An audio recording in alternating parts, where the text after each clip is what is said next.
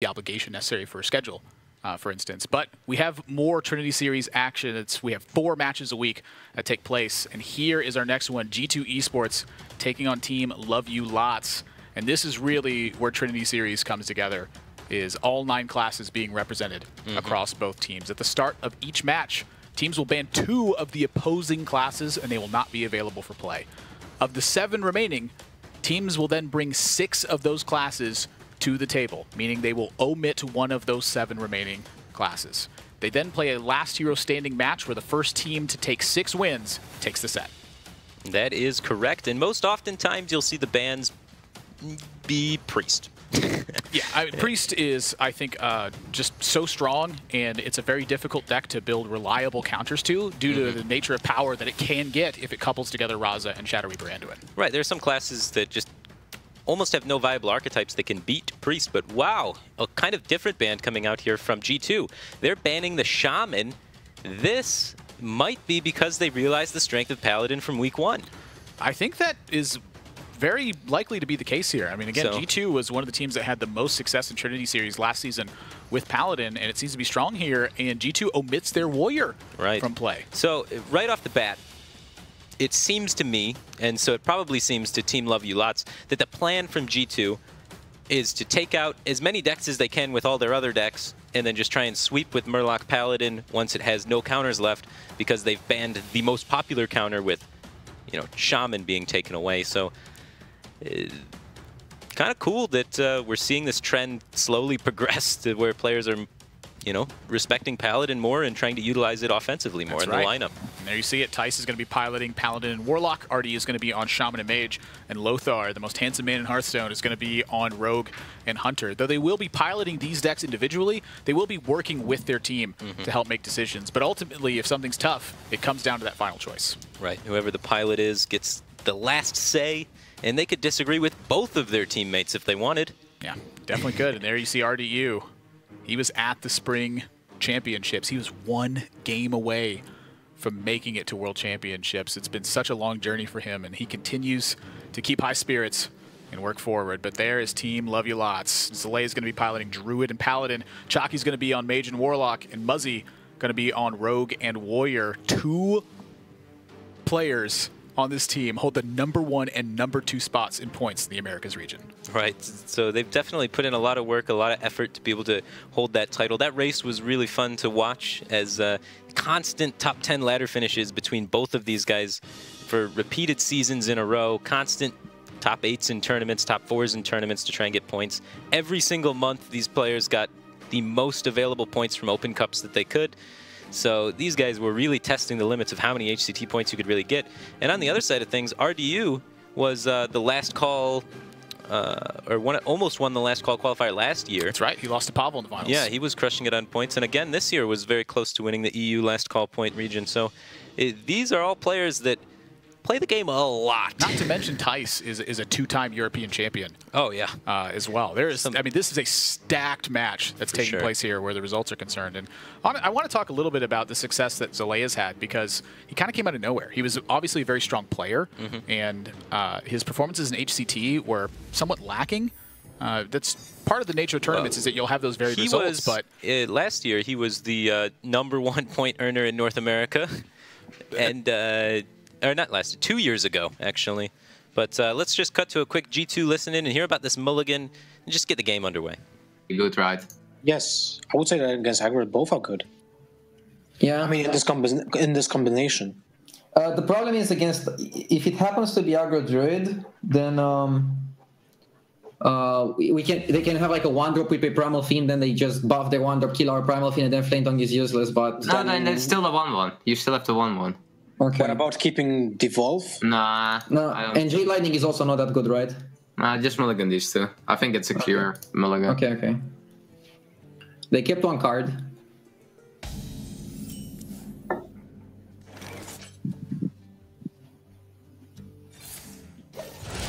Jade Idol, okay, so it is Jade Druid.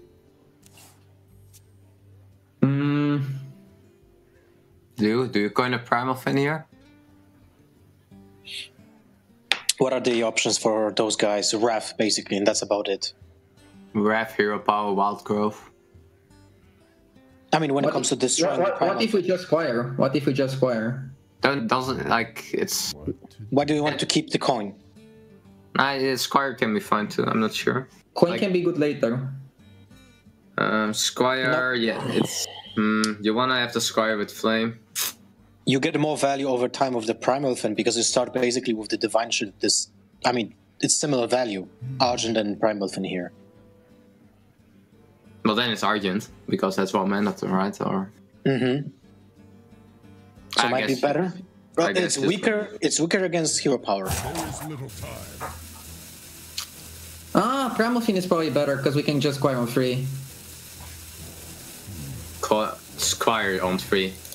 Yeah, we can squire plus something. On Go for the Primal Fin. It's better, way better against hero power if they don't have it. Yeah. Here's a totem. Cool. No surprise here.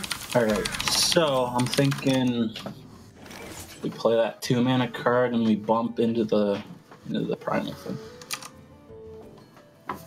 Yeah. That's what I'm thinking too. Then we're gonna Blossom, then we're gonna Behemoth. It's green mana, alright? That's the good part here. Green mana, green men. The real decision is, do we bump the totem over the 1/1, and I feel like it's right. Yeah, we bump the totem, right? Like, they're gonna probably They're gonna make that trade for us. Yeah. Yeah, it makes no sense for them to not make the trade. It's like spreading plague, etc. Swipe. The great thing about these ramp curves is they have to start worrying about spreading plague so much faster. Yeah. They're gonna.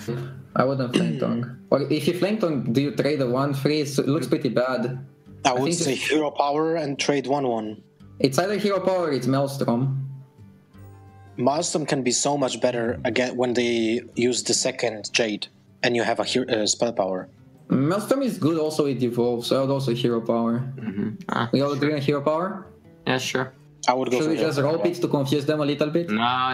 You go don't for have it. to rope everything, man. That's good. All right, hear me out. This card's green. We can play it. Thoughts? Yeah, it lets us play our other green card next turn into another green card, right? Wow. Green mana, green men. Very happy about all of this. Okay. Got a smile on my face. Yeah. And if they play Spreading Plague, then you have double buff with Flame Tongue, so you will kill at least one. I think you still go Squire. Like, they can also play Aya. They can also play Behemoth, right? Where should we play the squire? Can you set it this way that when we play double Flame Tongues next turn, you will have 2 kills on Spreading Plague? You have to play one Flame Totem now. It's too good. You play Flame Tongue on the right side of the Murloc, and then Argent Squire on the right side of the Flame Totem. What to do? Or on the turn. And you still cannot attack both. No, it doesn't work. No, the Flame Tome goes just in the middle. You trade it as a 3/1. Like, that's just the best. And the square on the far right, agree? Yeah. Not next to the Flame Totem. Yeah, far right. Just so. Or the MC tech. All right, so the board's developing. G2 Esports has a lot to worry about here. A little bit concerned about Spreading Plague, but decide that it's worth it to invest the extra minions just to make sure that the 2 Jade Behemoths and the Aya aren't a problem for them. Mark my words, Firebat.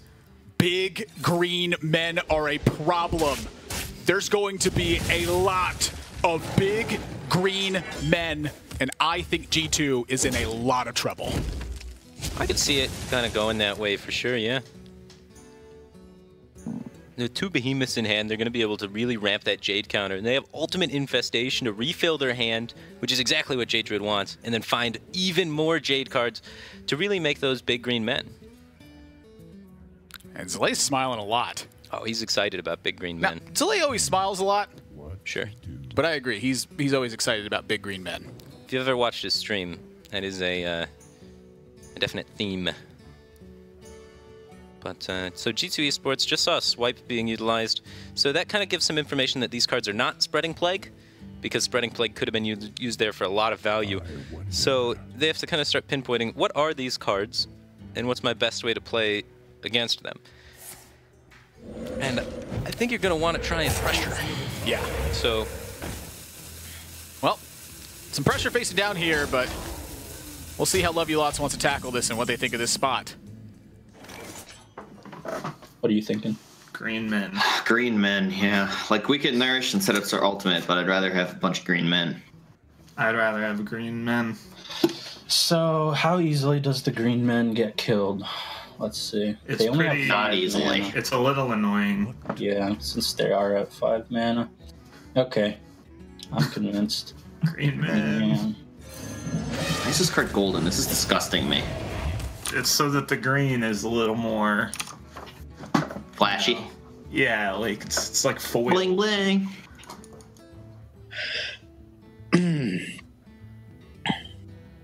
Do we ever devolve Maelstrom here, or is it not good? I don't think it's good. Well, it's good tempo because next turn is Doppelgangster Evolve. And then the Doppelgangsters Evolve should carry us. Yeah, but they still they can still we can still keep the devolve and use the Maelstrom. 3, 2, 3. We have to trade all the minions and Maelstrom hero power. Yeah. I think you want a Maelstrom, you're right. So just Yeah. Maelstrom, not devolve.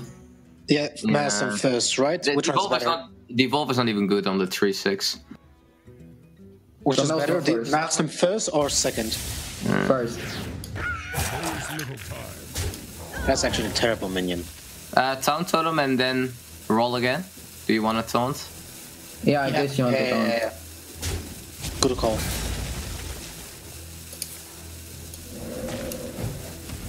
Nice. Full damage totem. They really They want. felt like Thomas. Oh, Good job, bro. Slay! I'm gonna make a green man and kill his totem.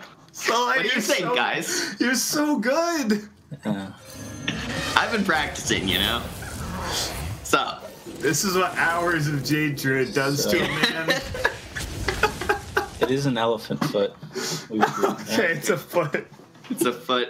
not a hoof. So now we have to learn why is that not alright. a hoof? Is hoof No, like no, no, no. All right, Because elephants are. Cows have hooves, right? So- it's so like let's- a giant. Let's focus on the game real quick. Why? I don't. So second portal is out of their range, and Jade Lightning is sort of out because they didn't want that spell damage, right? Yeah. So like, They had. Oh, okay. so that's just like a small thing we can think about is that I think it's more like that they really wanted to taunt this turn. Yeah, yeah. I agree with that. No, Instead of they the would have double portaled last turn, right? That was Yeah. quite a good double portal. Yeah. Their thing from below is cost 2 right now, so those are going to be coming in quick if they have them. Oh, Tempo? thing? Tempo? Oh. Alright. I mean, it's tempo. Those are not amazing. What is this? thing? Oh, they played a lot more totems than we thought. Wait, did they just evolve into a totem that gave them the thing? I don't know. I don't think that's how it works. Yeah. I don't think that's. No, it works like that, I It think. works like that? I think. I don't know. That's. They traded. That was an interesting trade. Okay, you drew Plague. So we can trade in trade the Plague, Jade Golem, Plague, Hero Power, kill the Primal thing. kill 2 things. Yeah. Yeah. Okay. Trade the 4/4 Plague, Hero Power the 5/1. Yeah, yeah. So. Yeah, why did We're they not gonna trade? nourish here. This is just right. Yeah, obviously. I just draw the best card every It's turn. so good. It's unbelievable. Actually disgusting. I think so at least. I mean, we can think about it. Man, we had a really bad Evolve. Yeah, so many.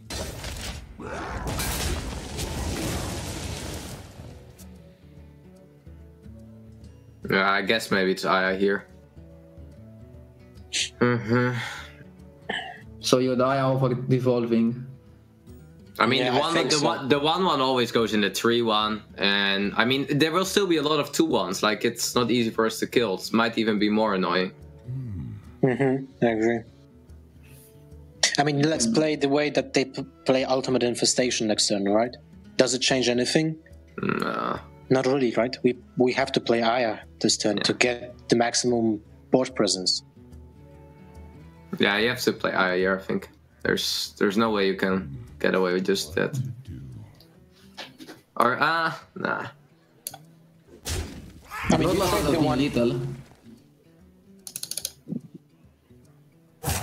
He should think evolve, you I need to think, go great for- more.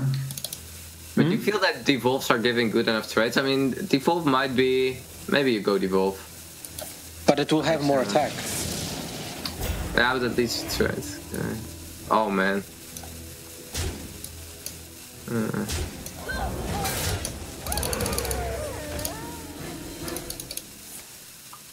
Well, they might. They might. So I'm thinking, Well, we're not dead to it anyway, right? yeah, I'm thinking we UI one of these. Yeah, the 6 460 drops. guy. 460 man, yeah. Yeah. Yeah, and then we kill the They'll other have. man. Yeah. 6 plus 12 is only 18. We're at 23. Yeah. Yep. I don't think their card's lust anyway, but I mean, it could be lust. They yeah, don't it wanna could be. It lust. could be. It could be. But like, they didn't have a great reason to need to trade into that 3/2. I don't think. They're like starting to fight for board, which tells me their hand can't kill us very well, and they only have one card. So okay, it was better than Leprechaun so far. You like that too? How It's dang. pretty sweet. What is the sound it makes, Sly? I haven't. No. I don't have sounds on. Are you kidding me? Well, it's not gonna live, so we can't hear it again. Yeah. Okay. And go face with the 4-3. I guess, right. Why not hero power and bluff something that we have something at all? Yeah, but what are we bluffing? It's nothing. Don't think bluffing helps. You just have to be now super fast and I guess get troll, get bloodlust.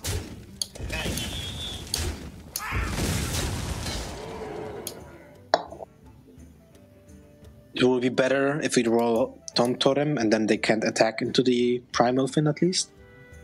But that's 25% only. Our girl's best friend. I think we just play Golaka because it's a bigger body. Can win the game. Ooh, we can win the game. We can win the game. So I'm seeing trade into Aya and then Plague and then Swipe. That's my first reaction here. Right? Pretty happy with that play. That seems like we cannot lose. Another play is Spellbreaker the Aya, swipe, and clear a lot, and But the plague must. The Plague is all. yeah, I guess the plague Even if he doesn't draws get the better. ball, he's not doing Okay. anything. Yeah. Okay. Let's get the Yeah, Plague out. yeah, It's GG. yeah. It's GG. Trade into Aya, Plague. And then We swipe. swipe the three. big one. Yeah. Yeah. So, you want to give them a well played so they know it's GG? They know to concede. So they can hold on. figure it out. Can we recap for the viewers that they banned Shaman and we banned Druid, and Right. this was game one. Yeah. Interesting. They drew their important cards, right? They had two Small- Flame Tongues. Small They sample had size. Doppel Evolve as well. Green men Yeah. look pretty good to me. Yeah, with the Green men mana. and Beetles. Beetles are good too. Okay, they might have Thrall here. That would kind of be their only way. No, that's not. Not Firefly. That doesn't work. No. Okay. All right, they're going on the board space out here. They want to not kill our minions so that we can't play Right. stuff. Luckily, we have Good. some stuff. Alright, so I want I want a Malfurion probably. I want to make a lot of trades. Oh, we could try to nourish into Mark of the Lotus. We got 2 of those still. Let's could also- try to not talk about our cards and not. Yeah, draw I know.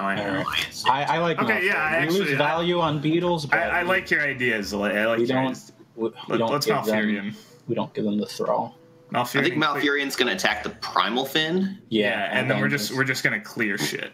Yeah. And we want to we want to clear the. we want to leave up a drop. 2/2 and leave one of our guys at lower than 2. That way we can always kill it off next turn. Okay, but let's focus on what's important here. Poisonous or taunt? Going Poisonous. poisonous, yeah. That's Yeah. better. You always take poisons. The better players always take poison, even if they're dead on board. We they have still no take poison. fear. All right, so leave up the 2/2. Well, we should, yeah, leave up a 2/2 for sure. What do you want me to kill? A 1/2 and a 1/1, I guess. Killing that 2/2. Okay, it doesn't matter because we have a. I have no idea what you're talking about. Yeah, I have no idea. Okay. The idea is so that we can kill off our guys better next turn. Okay. Sure. Can see what they have. But yeah. Maybe we can double evolve next turn. You want to play it? Well, yeah, that's our best green man to play. So Well, we could make a smaller man. We could just like Mire Keeper for a 3/3 here. I want to close soon. Yeah, I want to close soon. I don't think we want to draw either. We don't want to draw cards. We just want to close. Yeah. So I want to hero power the O2 to put damage on my beetles. Yeah. You damage the most damaged ones. These guys. Yeah. I'm gonna kill all of his men. Kill everything, because Thrall is their only chance.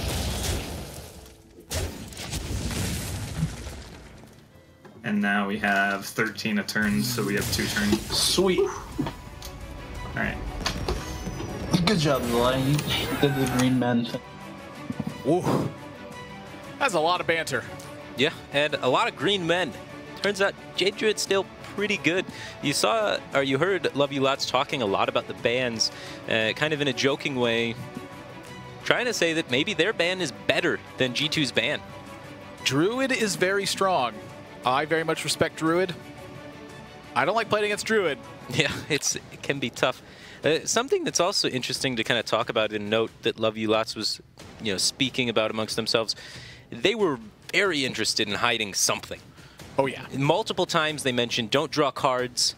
Multiple times Chalky brought up we don't want to show, and then just didn't finish the sentence. So there's something in there that I'm really curious about, and I hope we get to see in the next game. I think Druid is one of the decks that you can tech the most in terms of potential open slots. Sure. Once you have the shell of about 26 to 27 cards, those last 3 remaining ones, I think, are really what's up in the air. You put in Spreading Plague, you then type in Jade and click every card. You then type in Mana and click every card. Except for Innervate. Except for Innervate, because it got nerfed.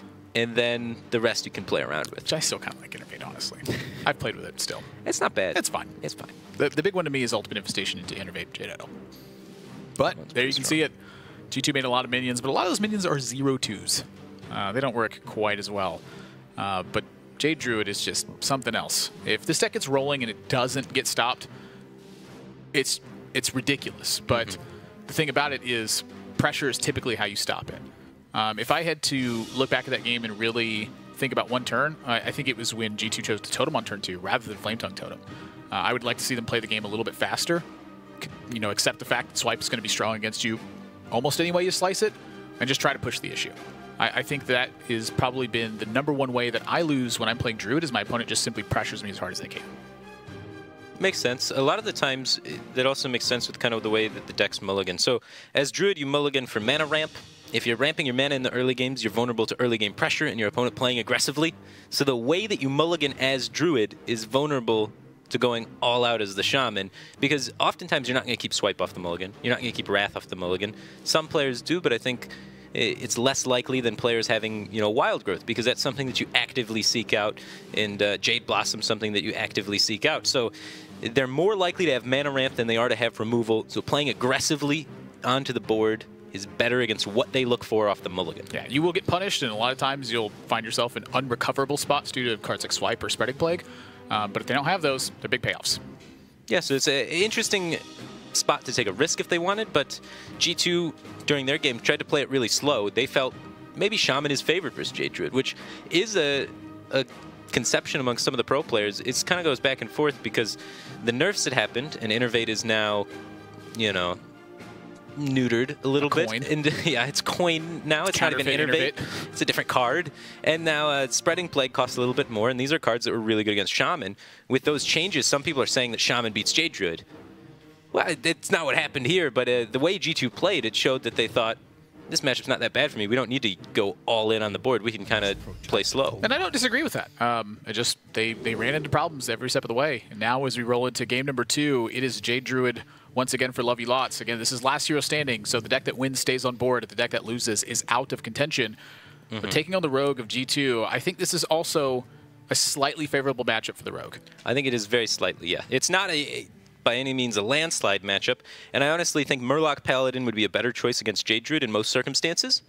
But the reason why I believe G2 Esports is going for this Rogue instead of the Murloc Paladin is because they banned Shaman. They're trying to set up the Murloc Paladin to be able to sweep the remaining deck of Love You Lots because they've taken out the Nemesis deck of Murloc Paladin. So if they can just pick off as many decks as possible, they could potentially close the series with the Murloc Paladin. That's their sweeper deck for the end game. It's a deep insight into the workings of Last Hero Standing. And Innervate is in the deck. Interesting. Yeah, multiple coins. They're rich. Prince Keliseth in the opener for G2. It's not and despite the Prince Keliseth, they're looking at the Swashbuckler on turn 1 anyway.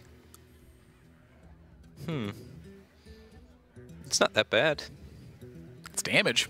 It's damage. I like damage. So the reason why you kind of play Swashbuckler there is because they have the curve with the Tar Creeper. But let's see how Love You Lots is going to adjust to playing this unfavorable matchup. Sure.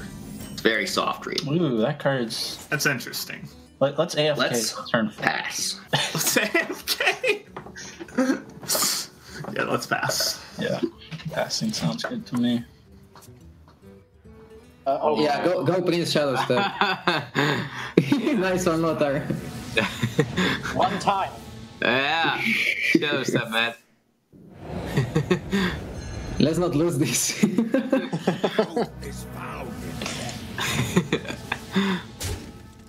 Brad, take a deep Alright, so That's nourish. we can't play it this turn.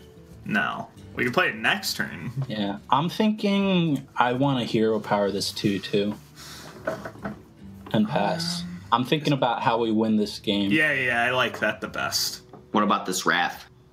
Well, the Wrath we're playing next turn. We're going to go Coin, Bait, Nourish, and Wrath. They're 3/3. Yeah, that's the plan. Yes, and then we're going to Plague. Yeah. All right. This sounds good. Yeah. That's a game plan. Yep. Now, if they top deck a juiced minion, we're in trouble. Well, what do you want? No, I don't. I want them to forget that there's a difference between right side of their hand and left. Yes, play the non-juiced. Good. All right. Okay. Let's hero power the 2/2. Okay. We can always audible the swipe if that's ever good, but Mark for that. Yeah, the mark have of the counter. lowest is insane here. Ooh, go for it. Destroy them. Do you go Coldblood? No, Or do we you Yeah, go Cold Blood. Huh? Go Flame Elemental, it's 2-3 then. Cold Blood is more damage, I think. Like, you should go for the more damage. But they swipe the target with Cold Blood. And isn't that fine? If they coin swipe? I mean, they will coin maybe swipe anyway. You can go Flame Elemental, I can see. Actually, Flame Elemental is fine, and you go Cold Blood next turn. Yeah, it's okay. It's okay. I see it. Oh my god. I'm thinking we're... Oh. What? That's not fair! Okay. Hey, we got one too. It's fair now. Okay, so they have... We can't do that on our 13. Plague. Yeah, All right, well, we need to nourish... Well, not next turn.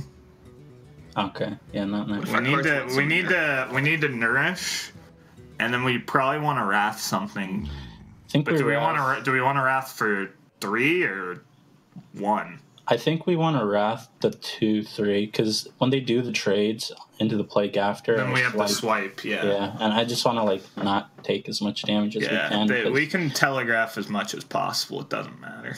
Yeah, that Lotus was better than the Keliseth. Yeah. I'm gonna oops the Innervate. I don't think there's any reason to oops the Innervate. We nailed it. Makes me happy. We nailed it. So we're gonna wrap the We're gonna 2/3 put 1 on the 2/3, intending to Spreading Plague into swipe. Yeah, I think so. We're taking some heat. That's for sure. Yeah. Draw first. Yeah, it's Tar Creeper. Tar Creeper Coldblood. This is 4 or 5. You still go Tar Creeper, I think. Because then you can like Plague Scientist the Tar Creeper. But we need combo next turn. That means we need to draw something for 0-1-2. So you want to go for the 4-5, let's see. And you can buff a 2/2. We can go Cold Blood first and then play. No. You never go Cold Blood. No, you never go for Cold Blood first. Because then you only have 4 attack. But we gain poison on other minion. Yeah, but it's free. Like it's better to poison into something. Then in this case, I would rather play the Dark Reaper. I think Dark Reaper is okay. Dark Reaper and Cold Blood and what? 2/2. 2/2. I will do the elemental. The flame elemental. Yeah, just do it and go full face. For us, though. We're gonna want to gain, I'm thinking 30 this turn. Yeah. 30 sound like a good amount? 30's a really good amount. Yep, we're gonna do that. Let's gain 30. Let's gain 30 and not die to SI. Well, it would need a thing. Yeah, I know. I understand the logistics of the SI7 agent kill.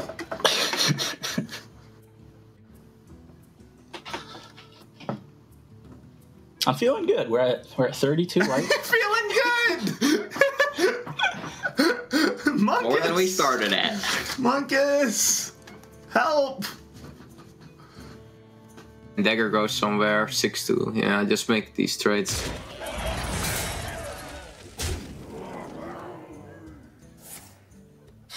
But then you always play the score.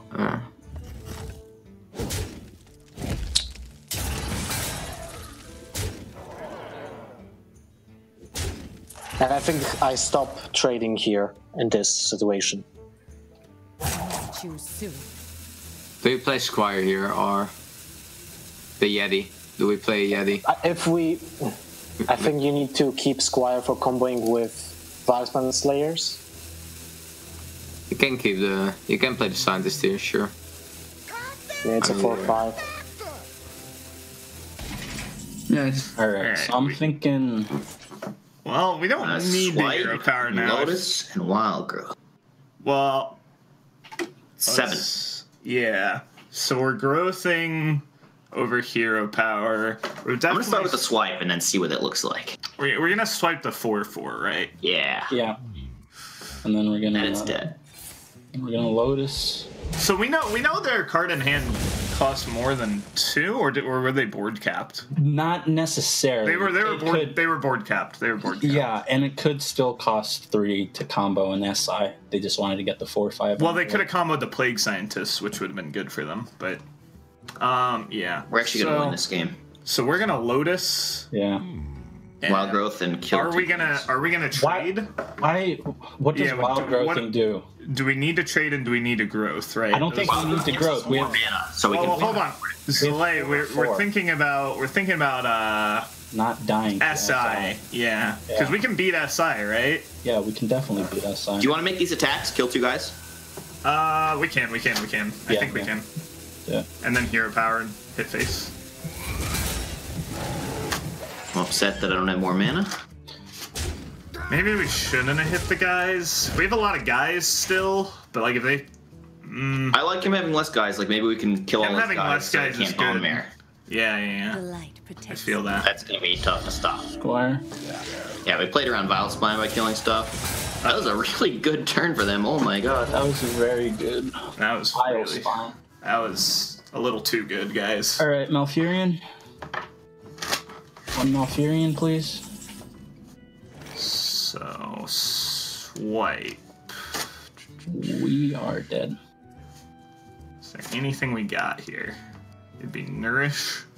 Because swipe is not keeping us alive, correct? Correct. So we can... Nourish doesn't give us anything, so we can concede. Yeah. This is one of those spot the lethal puzzles, and I see it. Alright, so, Plague Scientist, Argent Square.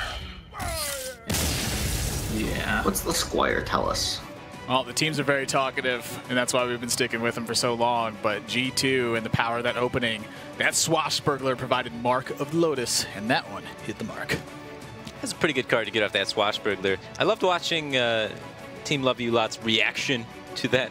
Zalay almost fell over laughing so hard at that Mark of the Lotus. But I just want to mention that it was really well played by Lothar there. He kind of went against Tice and RDU multiple times during that game when we were listening in. And that's pretty tough to do when you got two of your teammates saying you to do one thing and you're like, I disagree, I'm going to go my own way, and overturn them, and hey, it worked out for him. Well, Lothar had a great communication amongst the team so far. Yeah. You know, being the manager of G2 Esports, that's a big point for him, is he needs to be able to communicate very thoroughly. And I think that him having that role for so long has just helped him clarify his thoughts over and over again. And I think even to some degree for himself, it's offered a lot of improvement. I know that when I started actively talking a lot more about my plays out loud, that I noticed that I was seeing things that I just wasn't seeing before. Yeah, I've been really impressed with his performance thus far in the series. So Druid only picks up 1 win. Keliseth Rogue ends up getting the big payoff with the early Shadow Step. You saw a night and day difference from the match that G2 just played where Misfits played, where they had a very slow opening hand that was just stacked with all of their endgame. Rogue does still have a degree of feast or famine strategy. It's the nature of almost any combo-based strategy. Keliseth, of course, is a big point for it, but remember, Misfits had Keliseth in that game too. The draw just didn't pan out. Right, and they had the early game that was able to work with it, and they kept drawing minions. They didn't draw a bunch of Cold Bloods and not be able to capitalize on the Keliseth spell. But even then, Jade Druid is such a powerful deck that the Jade Druid almost came back and won that. Yeah. It was really impressive to watch Team Love You Lots formulate that game plan after the Keliseth happened. We were listening to them, and we saw Keliseth come down, got Shadow Step, they saw it come down again, and immediately they're like, all right, how do we win this game? We have to hero power this 2-2, and then 4 turns down the line, we're going to be able to innervate, coin, Mark of the Lotus, and I mean, not Mark of the Lotus, Spreading Plague, and we're going to be able to capitalize on the fact that we did that hero power there.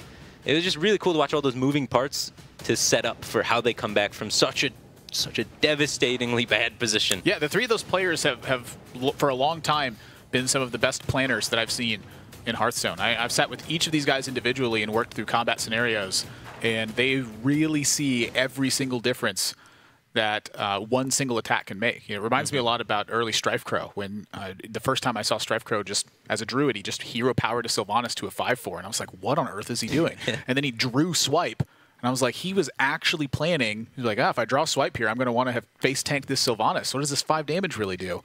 And he won the game because of it. And since then, I've been seeing players really try to work on and refine that particular aspect of their game, just simply planning out the future stages and what they look like. For sure. And as much hate as Spreading Plague gets, being kind of like some people say it's a broken card or what have you, that's a card that requires a lot of planning. That's a card that definitely, in the hands of a mediocre player, is okay. In the hands of like a skilled team of players, they can really set it up and almost win from what seems to be impossible positions. That's right. That's the nature of just a strong card. It's going to be good a lot of times when you play it. But the World's Elite will maximize that card's potential and really turn around scenarios that otherwise are unrecoverable. And now going into the next match here, the Rogue is a fairly standard deck. If you're not banning the Rogue, it's what we call like a tier 1 deck. So it's a deck that pretty much everyone's going to play. About 25 of the cards are cards that you know exactly what they are, and it's going to be very strong. So that means you're going to have a counter for it. What's that Rogue deck vulnerable to? Like in your experience, what is it really suffered against the most? It depends a little bit on how they tech it. If they tech it towards to be better against the control, which seems to be more the standard. Plague Scientist, as we saw. Yeah, we saw the Plague Scientist. We saw the Dragon in there, the Scale Bane. So these are cards that perform better against control, and then that can cause you to struggle a little bit against aggro. You usually take out Galaka Crawlers and stuff of that nature because you have to play Prince. So you can find yourselves running into trouble against Pirate Warrior or some of the more aggressive types. Now, mind you, last week, Love You Lots did play Pirate Warrior, and they almost turned it back around, but weren't able to close the game versus a Warlock. I'm curious if that's on deck for them again in this series. Right, and last week they played the Prince Keliseth Pirate Warrior, which was, gaining popularity then, and is more board control focused, which would perform better against Rogue, but way worse against Warlock, because Warlock can deal with wide boards, they just can't deal with the burn damage. So losing Heroic Strike against some of the slower decks where Pirate Warrior is typically really good is kind of expensive. That's right. They picked up both their wins against aggressive matchups, able to utilize N'Zoth's first mate with Bloodsail Cultist and really make some headway on board. And here we get a look at Love You Lot's win rates. We just saw G2's, of course, and that white mark there, that is the Trinity Series average. How many wins per game is a certain class accounting for? Priest has been very low because it's just often been banned. I actually think Priest has only gotten through in one series thus far. Okay. And it was obviously heavily targeted if it's let through because it's believed to be the most powerful deck in the game. Yeah, oh my goodness, G2's hand. Wow. And the Warlock pick makes a lot of sense. And the reason why the Warlock pick makes a lot of sense is because there is one deck eliminated from G2 Esports arsenal right now, and that is the Shaman. And with no Shaman available, what does your Warlock really counter? Paladin. I guess kind of Paladin, but board control Paladin with all of the buffs and the bone mares and just sticky minions can be difficult for Warlock to overthrow. Yeah, it is a strong matchup for Warlock still, but last week also taking into account Lovey Lots, they played a controlling mage. And despite the fact their opponents got an insane opening draw, they still almost won. They were down like 7 on turn 3 or 4, and they still almost brought the game back. I think if it wasn't for Gentle Megasaur, they would have actually won the game. So they could have another pocket pick specifically meant to tackle a matchup like that as well. Sure, that would work out very well for him because it seems G2 is trying to set up Paladin to do work. Yeah, there's some tech here in the Warlock. I have never seen that in Warlock before. Yeah, interesting.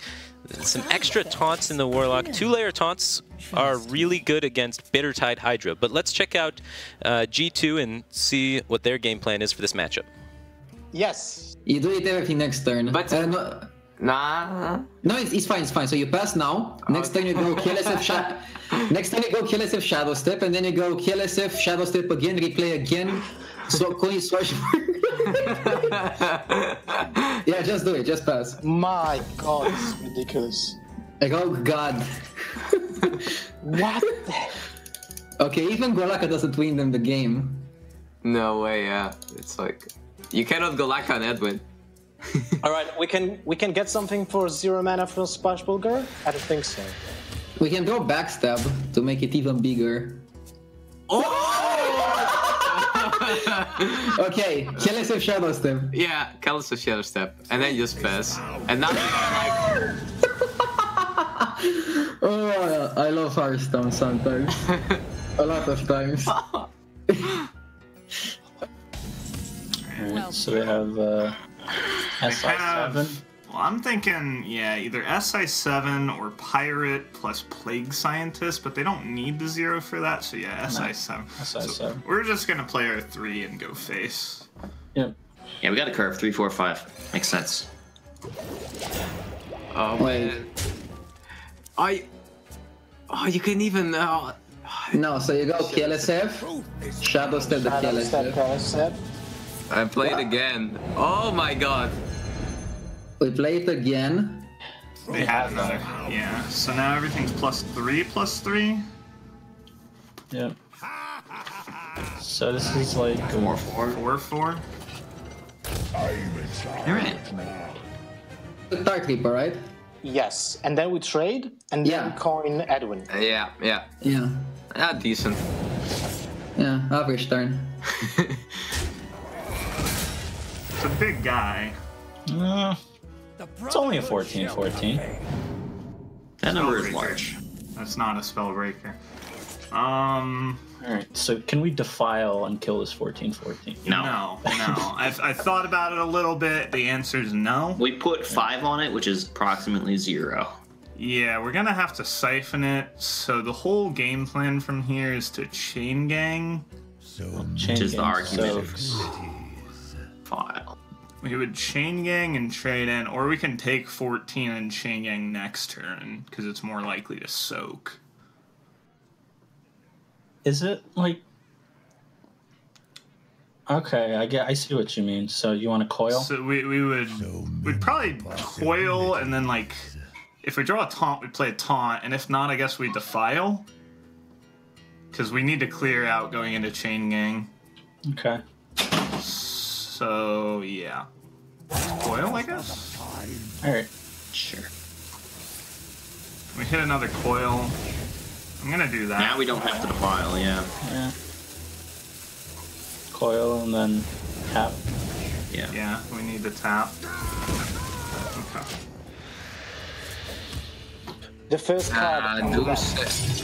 Doomsayer, Voidwalker can be a lot, man. Oh man. Do you just go deck and SI? Wait. Yeah, I mean, right. The deckhand is 3 damage to the face. If we go daggers, that's 4 damage. But the SI is a 6/6. Oh Yeah. Fuck. Never mind. Like, never mind. do you know what you have done, Bloater? It's Yeah. insane. Yeah, I would go deck in the side. Yeah. It's just the stats, man. Like, it just It wins. beats downs and stuff, and I don't think it loses to anything. They don't even have the turn to Siphon Soul. I don't know if anything saves them there. Spelled. Yeah. Yeah. We can get. There's no 0 mana taunts. Yeah. There's nothing here, right? Nope. There's nothing. Dirty Rat still dies even if they have nothing in hand. Good game. All right. And that there, Firebat, and ladies and gentlemen, is what we call the nuts. Yeah, that is a pretty good hand from G2. Pretty good. Pretty good. That is the best hand they could have possibly drawn. Yeah.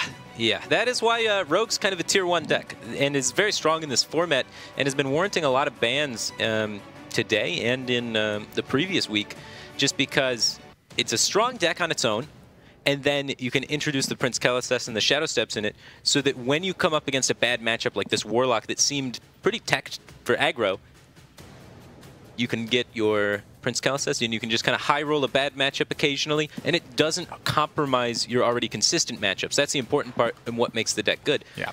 I want to point out that Lothar forgot that SI was a 6/6. And that is why they changed Fiery War Axe's mana cost. It's because even when you're using your own cards on a professional team, sometimes that power toughness is hidden and you just forget. You're so used to SI7 agent just being a 3/3. Right. Yeah, it keeps the game. That's what happened to me the first time I played Prince Kaliseth. I kept playing minions from left side and going, what am I doing? I've seen just people dumb. do that, yeah. I just stopped playing the card because I just forget a lot. I really do. It's like, after you've played thousands of games, just go through that automatic mechanism. Well, what's interesting about that, you said you stopped playing the card at some point. That's been a trend that's been happening. A lot of players have been experimenting with playing Eviscerates instead of Prince Kaliseth and the Shadow Step to try and improve the consistency against some of the aggressive matchups. The problem with doing that is you remove your percent chance to do what Team G2 just did. Yes. So you increase your consistency overall, but you lower your ability to win against the counter queue. So that's what's interesting about the format, is you have to balance how much is it worth to be consistent in the match I'm targeting versus how much is it worth to have a chance to beat the counter queue. Yeah, and let me tell you what, if you watch a lot of Hearthstone, you have not seen that happen probably. They used almost every point of mana. They used every single card. I mean, that draw may never happen again in competitive Hearthstone, like in an actual broadcast tournament. That may literally never happen again. Yeah, it's a once-in-a-lifetime thing. You're kind of blessed there to get to see that amount of absurdity. And honestly, it's something that I do like to see. I do like absurdly powerful things, which is why I love Ultimate Infestation. But that was not as fun. Speak for yourself. I like drawing cards. I like a 14/14 on turn 3 is cool. And kill their board and get another 4/4 to go with Ultimate Infestation, though, you just draw a bunch of cards and then you slowly die from their advantage. Gosh. It's not as instant and flashy. Stop talking this way to me. I can't handle it. Dude, what I miss, one mana Rockbiter weapons. Those were some flashy lethals. There's the man, Lothar, who drew an incredible opening hand in Game 2. Honestly, if they hadn't drawn the SI7 agent in the South Sea deckhand, there was some recovery potential there for... They needed to draw any minion. That costs less than 5. Which is, that's a lot of the deck. There's no doubt about it. Almost every card. But, another Backstab. Say they have Coin or Cold Blood in there. We saw Cold Blood in there. Say they have Coin like Misfits mentioned in their matchup. I don't know. It's another Edwin, though. And now we see the Mage coming out to try and counter the Rogue from Love You Lots. This means they're slowly losing potential answers to Murloc Paladin. The Shaman's been banned. The Warlock is gone. Now, there's not too many controlling archetypes left. This Mage, if this goes down, then the setup of the ban at the very beginning of the game from G2 Esports may just pay off and Murloc Paladin will have sweep potential. Indeed. Do you want to know that Edwin's not quite as powerful when you're going first? It's still pretty good. Still pretty good, but it's also against a class that maybe you anticipate not playing minions that early. The Backstab may not stick around in this hand if they scouted out Love You Lots last week, where last week they played a controlling mage deck. There's not a lot of stuff to backstab in that. And it seems to be some sort of controlling mage as well. With the Tar Creepers in their added defense against aggressive decks. Yep, and they ship back the Edwin Van Cleef, the Backstab, and the Shadow Step. I like it personally. Yeah. just not even going to try and make that happen. Calisap. And they get rewarded for it. It looks like G2 Esports realizes, hey, it's a control matchup. They're playing a deck that's kind of designed to beat up on Rogue. How do we win when we're unfavored? Well, we put Prince Calisap in our deck for a reason. Let's full mulligan for it and, you know, do our unfavored game plan, you know? And G2, I'm sorry, Lovey Lots continues to put Tar Creeper in a lot of decks. Yeah, I agree with it a lot. I've played somewhere a little over 200 best of fives pre the change with like Innervate change and War Leader change, so a little outdated stats, but all of my lineups that had two Tar Creepers in every deck performed exceptionally well. I think it is one of the strongest cards in the current metagame, and you see it on both sides of the field. Well, let's listen to Lovey Lots. They have a turn 2 Doomsayer. Is it coming down? Pretty good to me. Yeah. Stopping their 3 is pretty good, I think. We have a Tar Creeper next turn. It slows them down, and we just want to slow them down until we can... They could have, they could have Backstab, Captain, but we can't really play around that. They could draw Shadow Step.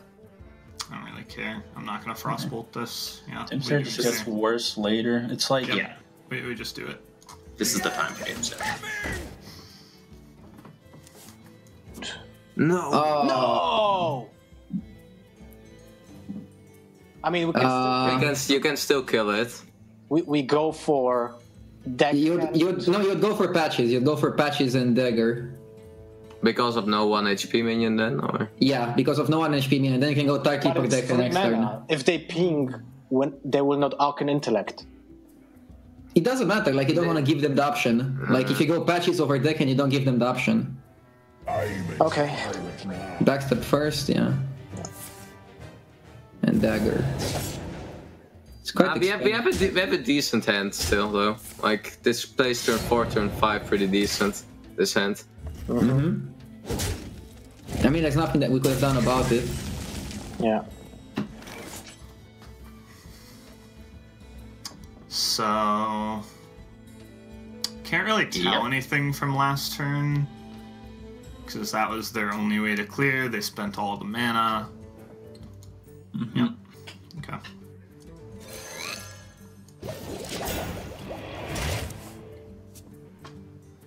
That's good. Oh, that's great. On the deck. Play it on deckhand, yeah, play it on deckhand. Yeah. Sick.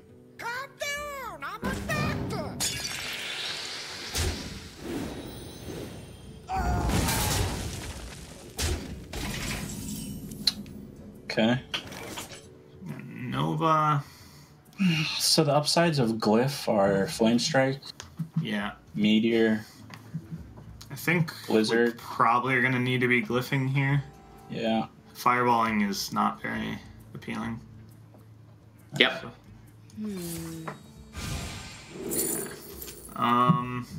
Flame Geyser is not that bad. Yeah, Flame Geyser. Well, the portal is pretty good too. Like we can Frostbolt at 2/2 this turn and portal at 3/4 next turn. Most of the time, the portal minion gets removed before. Well, we got Fireball. Yeah. The only upside is the 5-drop basically, but we have to leave up an extra 2/2 that way. Yeah. But we get a portal instead of Flame Geyser. Well, I mean, it's a. I'd say I'm fine with Flame Geyser. We have AIs in hand. That's a reason to pick a cheap card, right? Right.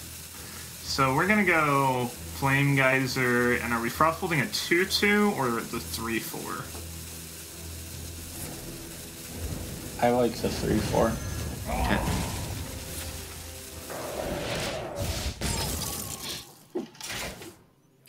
Valspine is great for Doomsayer. So yeah, it's Cobalt and attack. Do we attack with the dagger? That's the thing we need to think about.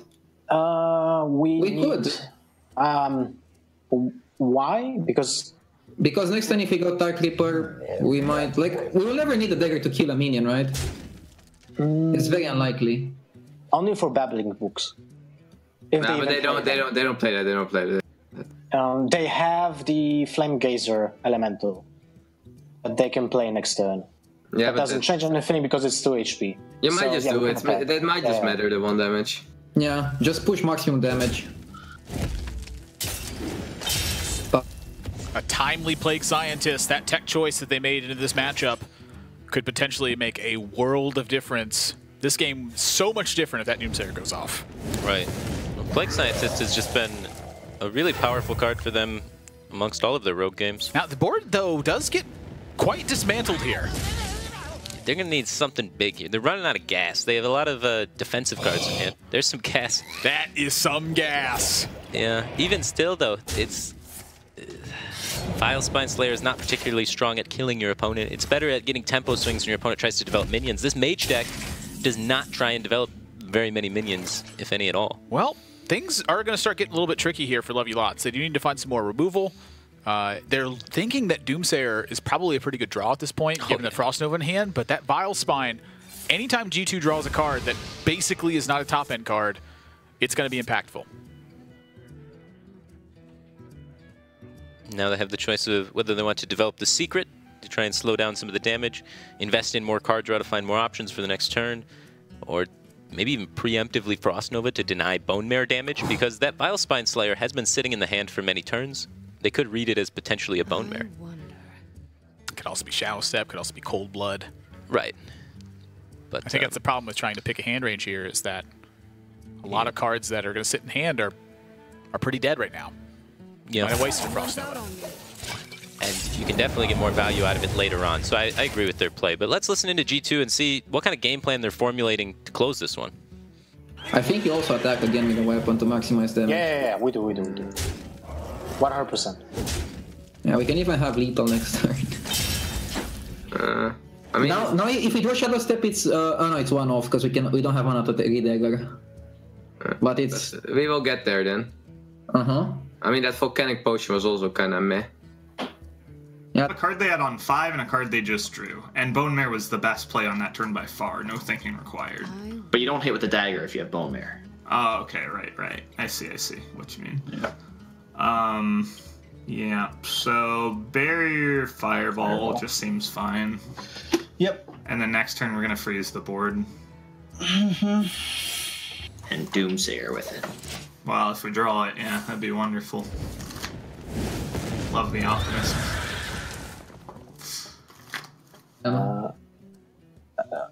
We should. That creates 4 minions.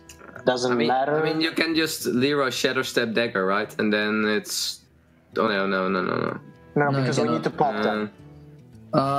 So we go for Leroy. So the thing is, like, if it's barrier or if it's a block, but if you test with the Dark Reaper, then you cannot pop them at 1. To pop them at 1, you have to go Leroy Shadow Step. Yeah, you can just Leroy first, yeah. Like, that's fine. Yeah, just Leroy first. Wait. Yeah, just Leroy first. And if it's barrier, then you probably just Shadow Step the Leroy and dagger one of the guys. Yeah, I think that's the play. Yeah, it's barrier. So wait, what do we do in this case? Shadow Step Leroy, and I think you dagger the 1/1, but maybe you dagger even face. Remember now it will be 6/2. Dagger the 1/1 because of the Firelands. Okay. All right. I mean, we basically always keep the combo then for Valspan Slayer for next turn, so that's important. Yeah, but also just the 6 damage that you get back in the hand, like you just want. Yeah, now we dodge Firelands is really good. I honestly think glyphing is good, yeah. Yeah. Potion of Polyvade. Frozen Clone. We take Breath of Syndragos, I think, and we try and draw a secret. We could fake with the secret, but they're still going to go for a kill if they have it every time. So we take Breath and draw for a secret, correct? Okay.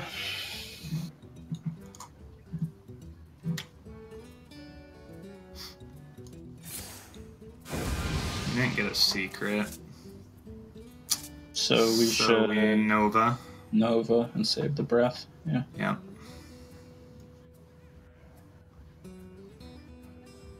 We trade our 1/1, right? Why? Because gives them like a dagger target. Do we care if they dagger our 1/1? I guess we I like having the 1/1. Okay. Yeah, gives us flexibility. They can screw up. Yeah.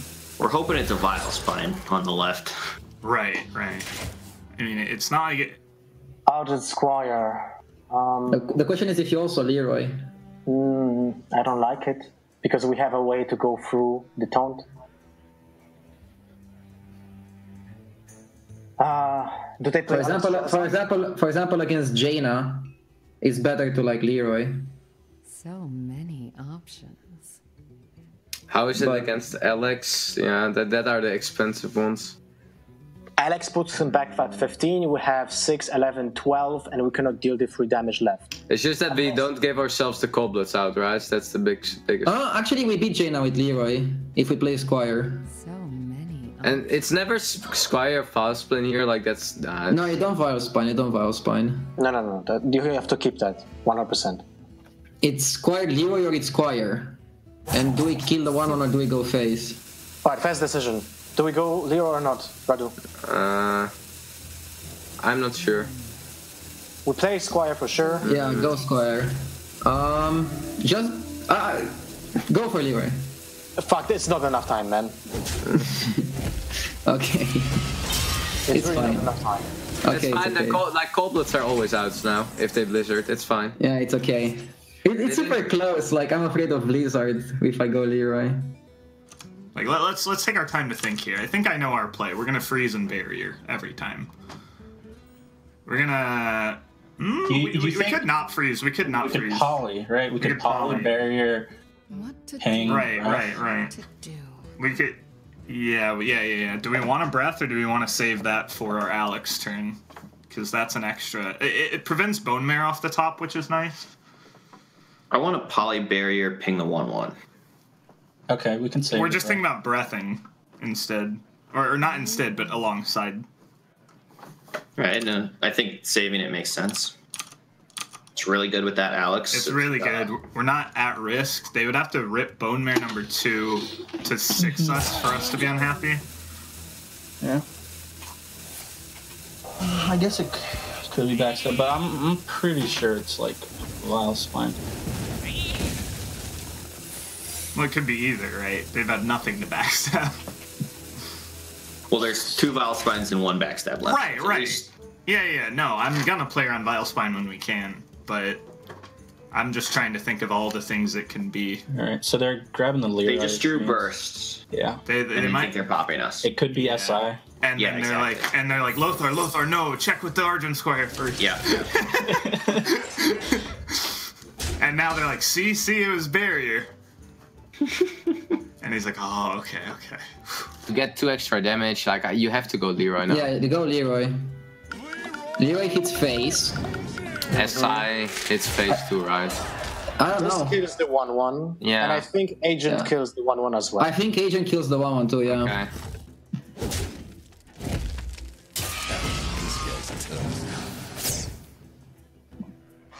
Ping the shield. Ping the shield, Blizzard, play a Flame Alley because there's no reason not to. We can play that. We can play that instead. That has utility later. We have 2 blocks and 2 Arcanologists in our deck. Okay. Yeah.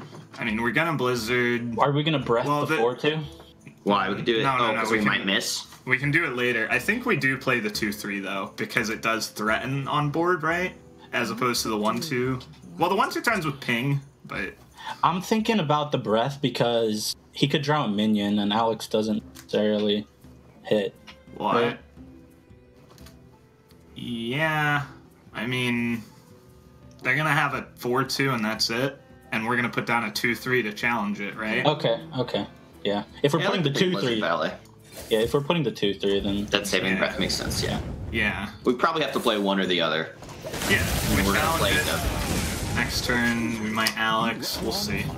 We really need to get to Jaina, right? one Bana, please. Yeah. Please. Vile Spine to kill the minion then. I mean, I think we do of it. course. I think we do it. And the The only 4-2 bad in the thing middle. what can happen is a Flame Strike. Yeah. Yeah, but just playing the Agent is too weak.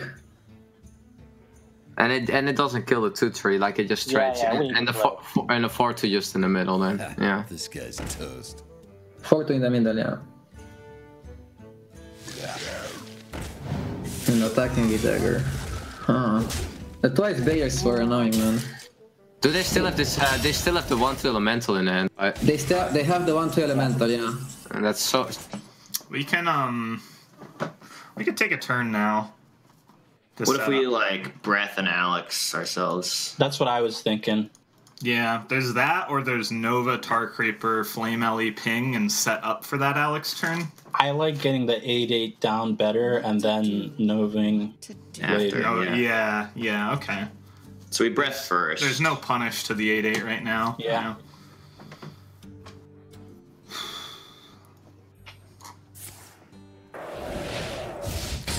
They could draw Shadow Step. That'd be their best draw. But Alex. okay.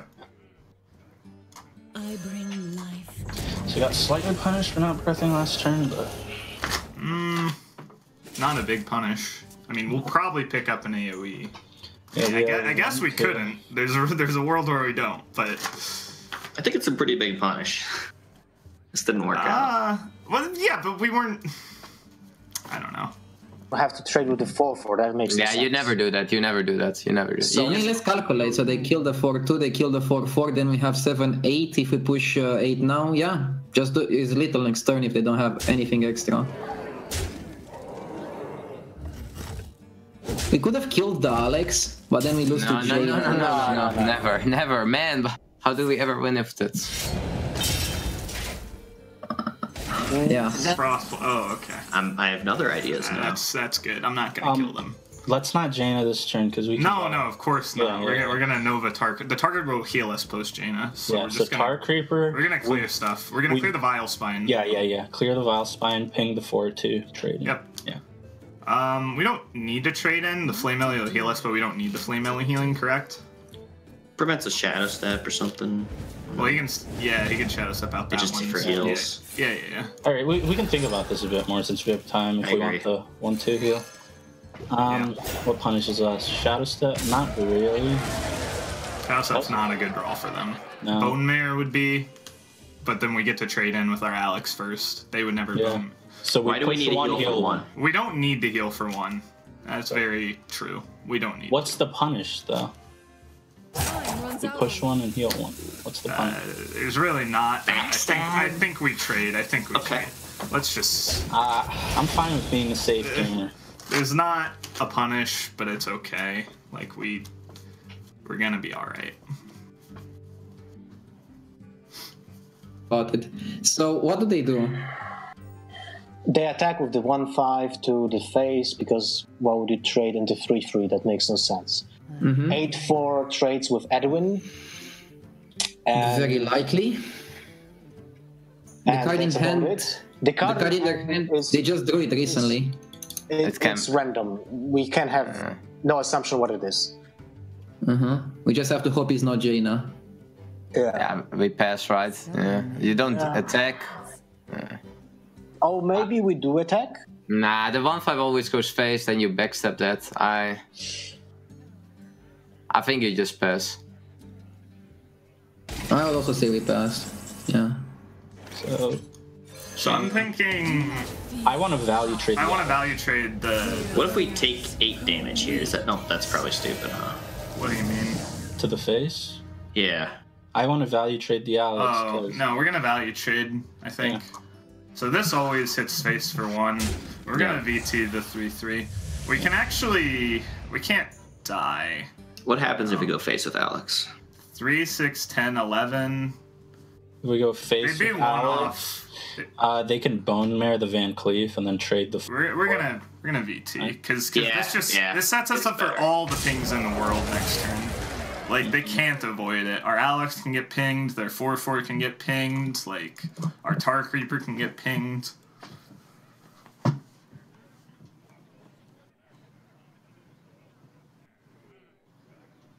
Backstab. There is no other option, so... Yeah, just trade. Face tank the Alex. Do I play it? Yeah, I have to play it. Yeah, you have to play it. Yeah. It's actually... That's decent, so... Yeah, it doesn't die to anything. Yeah, it's... 4/6. Yeah, what I'm talking about, yeah, 4/6. It's good. Gadget Dana. An incredible discovery.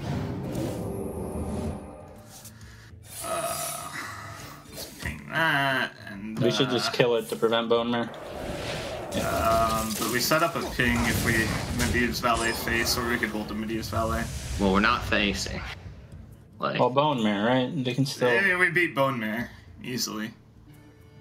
I like valeting this. We have a lot of pressure. I mean, we're gonna beat anything. So. I think Bone Mare is like the scariest thing. I think once he's trained. We're gonna beat any card here. Like, they need to. Don't say that. Don't let them draw the swash. No. They need to swash. They need to swash. Yeah. Like, swash is the scariest card by far. Into like their own Jaina or something. And that's pretty good. Ah, Hearthstone. Chocolate, why? What do you say? What do you mean? Why did you say the things you did? Let's see here. I want to attack face, ping face is my first instinct. Okay, so how about this? That gives them shadow. We're frostbolting the 2/2. The 2/2, yeah. Okay. What about pinging our water ellie? Our guy. To heal it up next turn. What do we get punished by? We just miss a damage if they kill it with South Sea Deckhand or something. Heals up our guy. But then we have the upside of getting a 3/6. We miss 2 damage. I must decide. So if we go face with 6 pings, they go to 9, 12, 2, 10. Another 3. I think you're right. Okay. Wow, that is a great spot from Love You Lots to Frostbolt at 2/2 because they're running out of actual stuff to do. Yeah, they really set up the way to create more water elementals. Wow, I really like play that. here on the ping too. Yeah, to be able to set up the generation of additional water elementals. They're in kind of a weird spot. If they lose their final water elemental, the remaining cards in their deck are Arcanologist, Doomsayer, Ice Block, Blizzard, Flamestrike, Polymorph. But the weird part about this matchup and the weird part about the game is there's 11 cards remaining for G2 Esports and 5 cards remaining for Love You Lots. So if G2 can ever get a full board clear, they will no longer have to play minions to end this game. So they just need to clear the entire board once, and that Flamestrike was almost enough to be able to do it, and then they can just pass for the rest of the game, and Love You Lots will die in fatigue, unable to create additional water elementals. Right, and that's why they've played it in this strange fashion towards the end here. There's a lot going on where the board is concerned, but Love You Lots seems to be very much on top of every little thing. Yeah, being able to make sure they can continue generating water elementals is super important. Let's go back to G2. This game's pulling down to the wire here. To our guy. They're gonna trade in our guy, yeah. Right. But then force them to do that. Yeah, force them to do that. It's fine, because we're gonna have a big captain, and the captain beats the next elemental. But then they can also ping the captain. But it's fine. Just trade. Yeah. I mean, it gets frozen for 110. Yeah, but they will ping it. Likely. They'll ping it. And then they get a new water alley. And now just the captain gets big. It's pretty decent. If you don't do it with the elemental, the captain dies. We give ourselves a chance. Like, we need to just draw Bone Mare. If we draw Bone Mare, we just stop the cycle of elementals.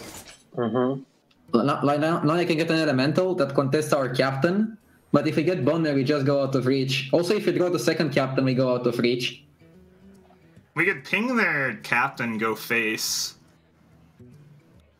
And then it's like, we get a guaranteed ping next turn. We're looking to pick up Blizzard and kill their guy for a thing, right? I like playing the 3/6, drawing a card this turn. Okay. And if we ping their... I agree. They don't have enough attacks to kill it, so... Yeah. Well, we don't do that. No. So we're gonna rope, and we're gonna go face for 2. Yep.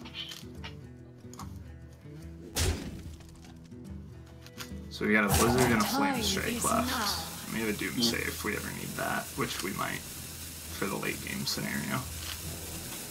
Okay. So cards to think about from them. Swash is like an X Factor. Deckhand. 2 Cold Bloods are useless. Bone Mare.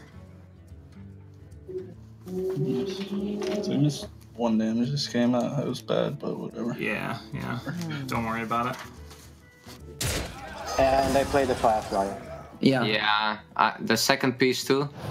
No. We keep it for combo with second Firespan Slayer. Second. Go face with the weapon. Yeah. I mean, if we get Firespan Slayer, we can break one cycle of the hero power. Yeah, keep it. One attack is not that important, hopefully. Flame Strike, it's interesting. I'm almost out of cards. Beautiful. Alright. Alright. Well, we do. And we don't have to rope this turn. Yeah.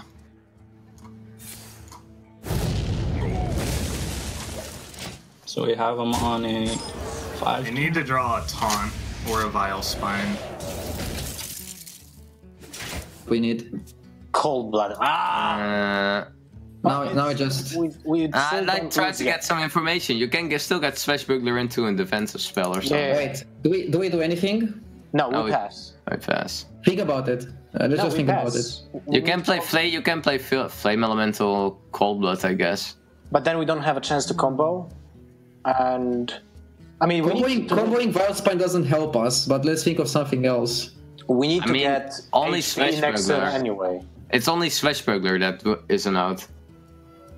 I mean, so maybe you just Flame Elemental Cold Blood and then you get an I don't know. Let's go for it. Maybe just Flame Elemental and no Cold Blood. No Cold Blood. Nah, doesn't matter, man. I would keep the Cold. Whatever. I'm out of cards. Yeah. So we're gonna go face. We're gonna ping. I don't see any reason to Blizzard their guy. No. Is there a reason to Doomsayer? No. Same turn. There is no Swashbuckler out because they only have one Swashbuckler left. They'd have to get Jaina, right? Yeah. And then we'd have the Blizzard. So. So they Prince how many times? They played like 5-6 Princes in the last 3 games. Okay.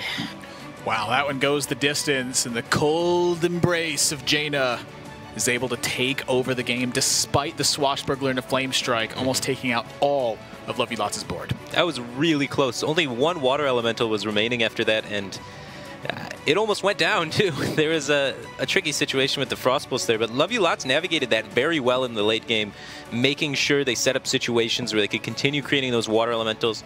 It was really well played, and they narrowly were able to close out that game. And those little tiny decisions are the differences that can absolutely win or lose your games. One misstep when you're in the Jaina mode, and suddenly your opponent gets a full board clear against you and just stops playing cards. And it feels like you can't make Water Elementals for the rest of the game. And May just had like all the tricky plays. I mean, going back to like even the World Championships where Tice played against Oskaka, and he pinged himself to prevent an Ice Block pop at 1. We saw Stancifka earlier today polymorph and ping his own minion to prevent Complexity from getting board space. For an Atiesh. Spreading Plague into Nerubian Spellweaver, or Unraveler rather. Here we see the ping your own Water Elemental to set up to ping again to refresh the Water Elemental on board in case that came up. A lot of little tiny things, but in the right situation they make a big difference. Yeah, and now what's going to make a big difference for this series is what G2 decides to pick going into this Mage deck. It's kind of a weird deck to play against. So what do you think is the best option? I'm looking at Hunter here. I think Hunter is so strong with the Bear Shark potential. Really the strong counterplay that Lovey Lots is going to have against that is going to be seated in Doomsayers. I think that Warlock's going to have a tough time with this. With the potential for lots of Water Elementals and burn in the late stages, plus just the removal options. Actually, funny enough, I think Warlock's not bad. I think Warlock is like super favored against this deck. I think it is favored, but I think it can be tough, and I think that they can get a better matchup with the Warlock down the road. If you look at the deck, how much damage is really in it? Like the max burst they can do in 1 turn is 15 unless they glyph into additional burn, and with the amount of healing in Warlock, you can really not play any minions and kill your opponent, making Jaina useless. Because once you turn into the Death Knight, you do not need to play any minions for the rest of the game. You can just clear their Water Elementals and take them to fatigue and never get in range of dying. I think that the Warlock can get a better matchup, is my point I'm making. And I don't think the Hunter's getting that much of a better matchup. I'm not so sure that I agree with you. I think the Warlock played properly in the matchup should be only losses due to glyph RNG. Otherwise, I think it should win almost every time. You're free to think what you want, but I will disagree with you. Okay. No matter how much logic or sense that you make to me. But I do kind of agree with your point that Hunter sucks. So since like, that was one of your subtle points you made there. Yes, Hunter's that not was very, actually the overarching point that I was making. Yeah. I'm glad we're on the same page. So yeah, you can queue Hunter here because Hunter's not a good deck and Warlock is a good deck, so you can find yourselves being able to get a good matchup, when you can with the Hunter. But they are going to go with Mage. Yeah, and that Burn Mage is telling. This is a favorable matchup, I think, for Burn Mage due to the nature of cards like Medivh in the endgame and potentially Archmage Antonidas. I think that both of those play a large role here because G2 is just simply going to have a lot more burn access than Lovey Lots will have. Fireland's Portal. For sure. That's a card that's excluded from Lovey Lot's deck. Instead of the late-game burn spells such as Pyroblast and Fireland's Portal, they run Jaina and slower cards. And usually in the Mage Mirror, the first one to pop the Ice Block is going to win. Yeah. Now, Jaina does offer some recovery potential in the face of that. It's difficult to recover, though. Well, it's the turn your opponent's going to pop your block. Right. If you get Jaina on that turn, it is much more difficult to justify popping an Ice Block then. Unless they can pop your Ice Block and freeze the Water Elemental. But let's listen in on G2 and hear maybe about their deck selection. Jaina can still really be annoying. They kept the cards, so we go Worm, right?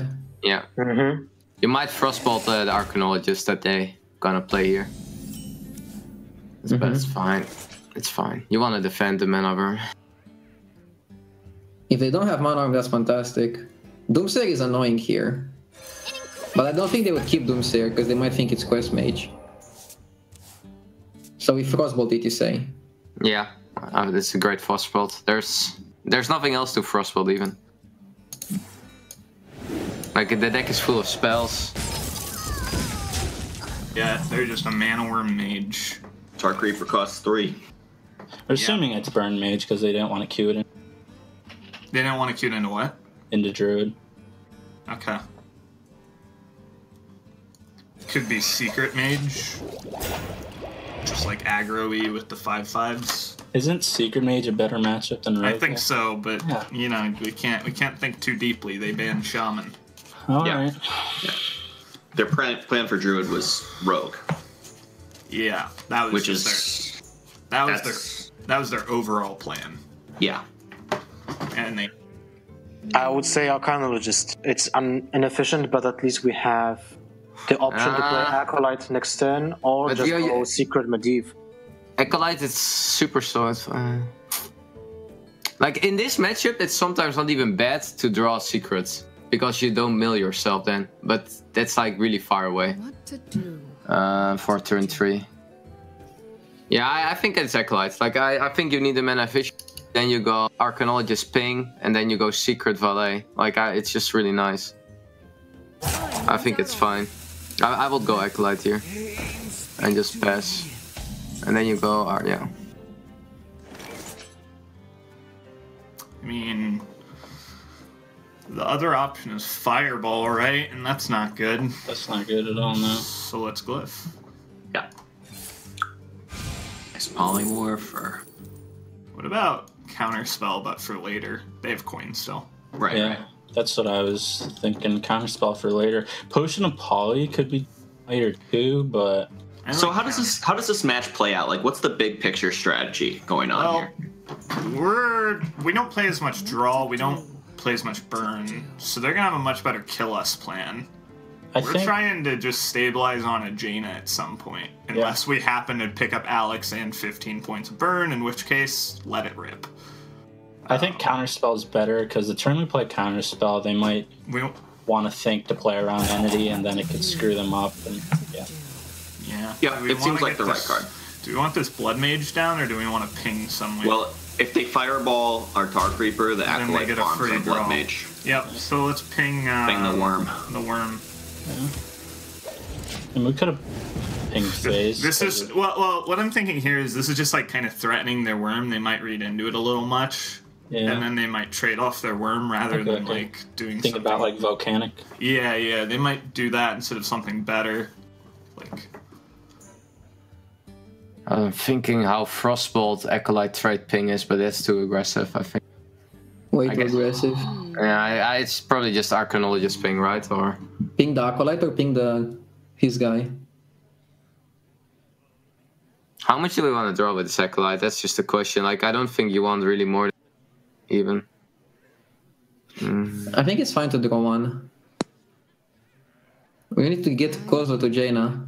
Yeah, or Medivh. Yeah, I guess I guess it's just our Arcanologist ping our own Acolyte. An incredible discovery. Time runs out on me. And pass. Or you can attack with Acolyte, maybe. Don't like attacking. Feeling Barrier, Medivh, the 2/2 Worm, or we could Medivh the Acolyte. I mean, if this is anything like Burn Mage Mirrors, which I think it is a bit, you really want to focus on stopping card draw over board presence. Like board presence gets blizzarded. The board presence is gonna go away. That's the idea. So we kill the Acolyte. And like we have a barrier up, so we really don't care if they get some quote unquote chip damage. Okay. So we're gonna kill that Acolyte.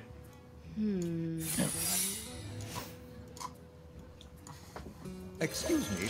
We might try to save Thalmos for post Jaina, make a Welly.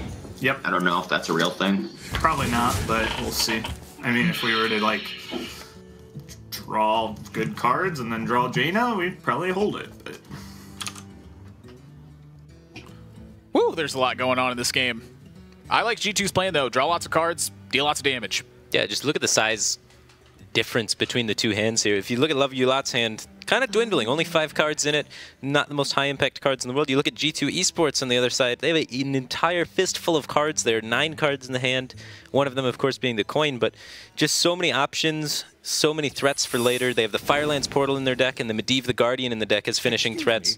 And it's just so much faster than the threats in Love You Lot's deck of basically just Jaina. And the question there, though, is how much can Love You Lots actually contain this board? You know, I'm looking at G2's perspective, that trade of the Mana Worm, they may never intend to actually attack face to not have to deal the extra damage from Ice Barrier. I think that would be a mistake because they have the Medivh in hand, so they're going to be able to generate a lot of board presence. So forcing your opponent to have to deal with that board presence is important and will consume a lot of their mana, making it so they can't draw cards and they can find themselves in a little bit of awkward positions. So with Medivh, with Firelands Portal, I think it's correct to just pressure the ice barriers. There was something I kind of learned in the Ungoro metagame back when the Burn Mage Mirrors happened a lot. You'd get in these weird situations where you'd have Arcanologist staring across the board at another Arcanologist in the Burn Mage Mirror, and they would play a secret. And you had to decide, well, do I risk the potential of Barrier to try and sneak in 2 damage, or do I just ignore it?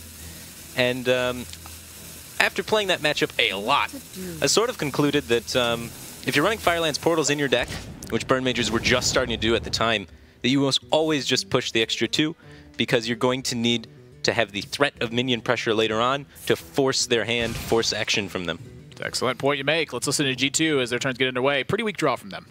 Just insta-pick. Maybe they're scared of whatever. Okay. Just pass, right? Yeah, attack first.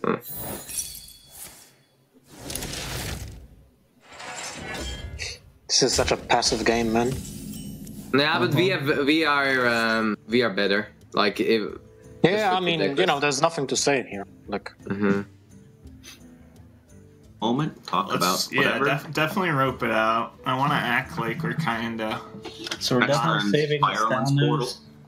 They might coin Medivh, in which case we can go like Fireball. Yeah. Okay. Okay, we can do it.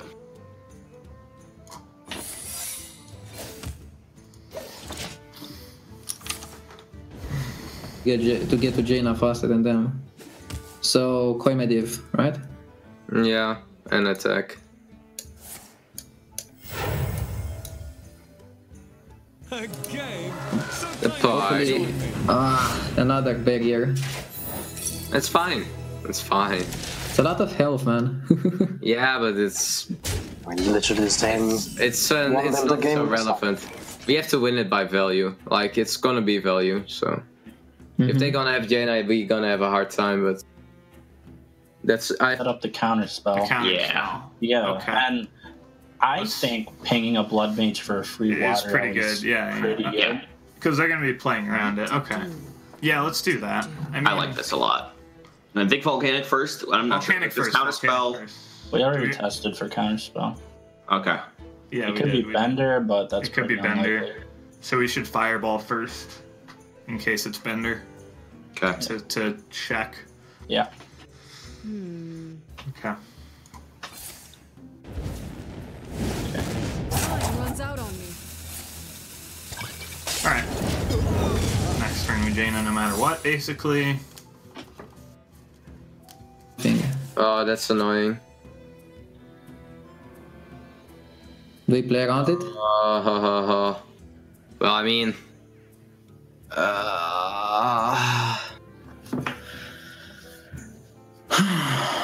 you kind of want to respect it, right? Like go Volcanic Potion or something, like a random spell that's really bad in a matchup. You can flame.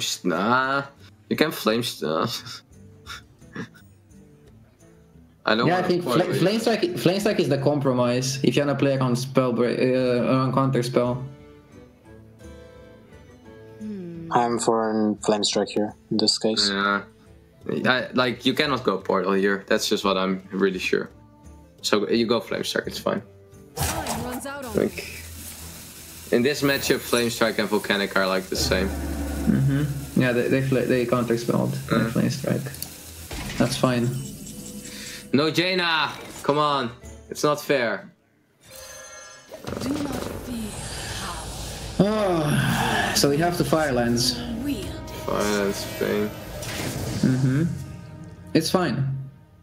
Yeah, it's decent. Firelands paying their water elemental. Yeah. They're running out of cards. We can run them out of value. Yeah, but it's difficult against Jaina. That's good minions. No, that's actually really good. Is it difficult against Jaina? We can kill a bunch of water elementals.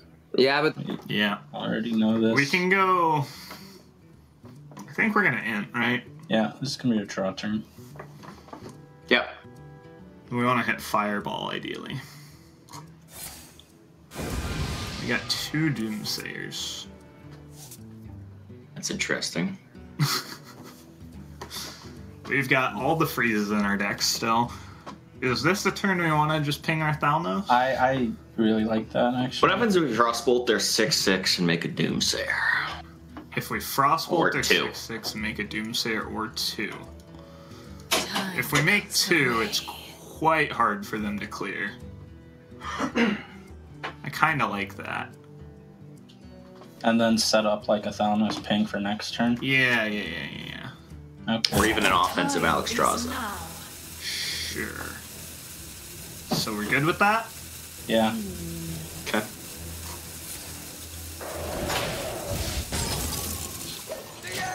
I'm probably not going to be playing Meteor.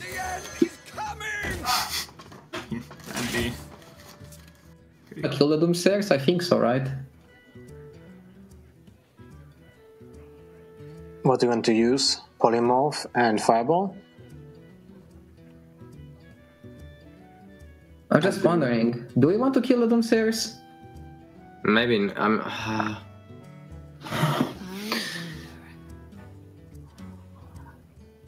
I mean, if we kill the Doomsayers, we play directly into a Flame Strike, but if we don't, then we just lose the board anyway. No, we play into Blizzard too, because they can Blizzard and ping our guy. I think we let it go. It's gonna be a really strange game to... It might just be that we're now not gonna do any 10 turns. That's what I'm thinking about. Like, do we ever play Doomsayer ourselves? To get rid of it. Yeah, I'm thinking of it. Doomsayer is not too bad in this matchup. Then I'll keep it. But I don't think we don't play it. Don't play anything. Just face and don't play anything. No, they played one Fireball. We're just gonna... Because every ping is in their favor, so we have to just, I think, stall. Yeah, I also think we stall until we get our own Jaina. And then we can dictate the terms. Also, ideally, it's if we get a better value. That's why I wanted to kill the Doomsayer, so that we have more space in our hand. Because what if they just pass back? Yeah, but then we... Then we can still do second board, okay, yeah, like if they have like small minions. Makes sense. I was thinking of playing Glyph or something, maybe, but no. Wow. They have their own Jaina. Right. They have their own Jaina, which is going to help them. That's what he said anyway. Yeah. Well, I don't think he'd be bluffing it to his team. So this is a really interesting game, and the fatigue count, or the deck card remaining count, is very, very close. 13-13 for both players, with G2 a half step ahead because they're the first one to draw. But that means Lovey Lots can't play Arcanologist. They can't play Thalnos, though, to draw those cards. Because if they start drawing cards, which they're committing to right now, now it's a position where all G2 has to do is not give Lovey Lots the opportunity to make water elementals. 2 draws. And they'll win the game in fatigue. So Lovey Lots, I imagine when they do this, they don't anticipate G2 having their own Jaina. Yeah, they're just saying they don't have the Jaina, or they don't have the ability to prevent all the water elementals.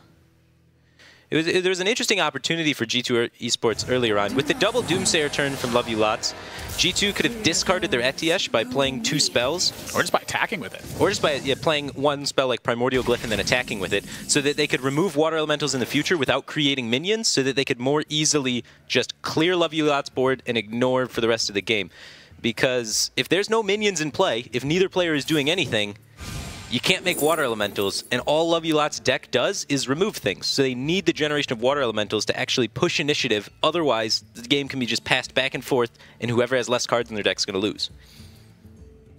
Wow, this is crazy. Lovey Lots with a weird Primordial Glyph here. Let's listen to them and see what they think of this game now. I like Flame Strike better, because they're not expecting that as much. Okay, it does more, and they have a lot. Yeah. That's basically the analysis. And we're gonna kill their guy and go face. Yeah, we want to make a guy while killing their guy. That sounds great. They have a whole lot. Do we want to use the valet? We could just... Yes. Okay. Polymorph gets better targets. This is like a... Well, no, I meant we could just trade, right? Yeah, trade our 3/3, not have a 2/3 on board, but then it puts our thing at 3 health anyways, right? Alright, we have never played this pan out, boys. We have never been Jaina v Jaina gamers. They have more value in their deck. They I'm got getting an worried. Etiesh. They probably have at least, like... Yeah, I don't know about that, but... We got more armor, though. We got the armor. We got the armor. Okay. They do have that Elise. They've got the Elise. The Flame Strike was a really good call, by the way. We're gonna go Flame Strike. Oh, geez, we can't clear these very well. We gotta trade our guy in. We're gonna leave ourselves with a 3/3, a 3/6. Right? Yeah. Wait, so we go Welly into Welly, dude into dude, and then we ping the last dude. Yeah, 3/6, 3/3, 3/6. They're not frozen, but they're not gonna swing anyway. Yeah. They have to like Blizzard ping to exploit our Welly. Yeah. Everyone's at 30 forever. Forever, dude. Just the whole time we are gonna be at 30. We are past that point. We've accepted it.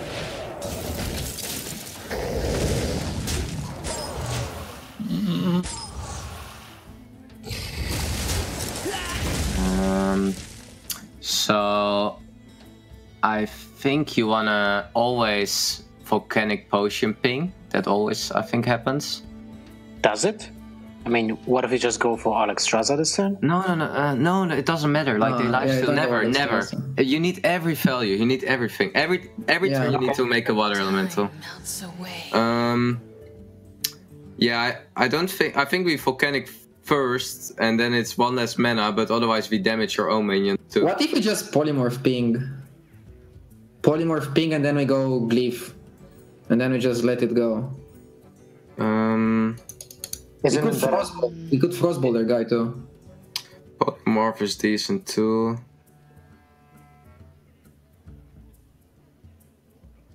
Yeah, that's a close call actually. We can also just Volcanic Fireball, what about that?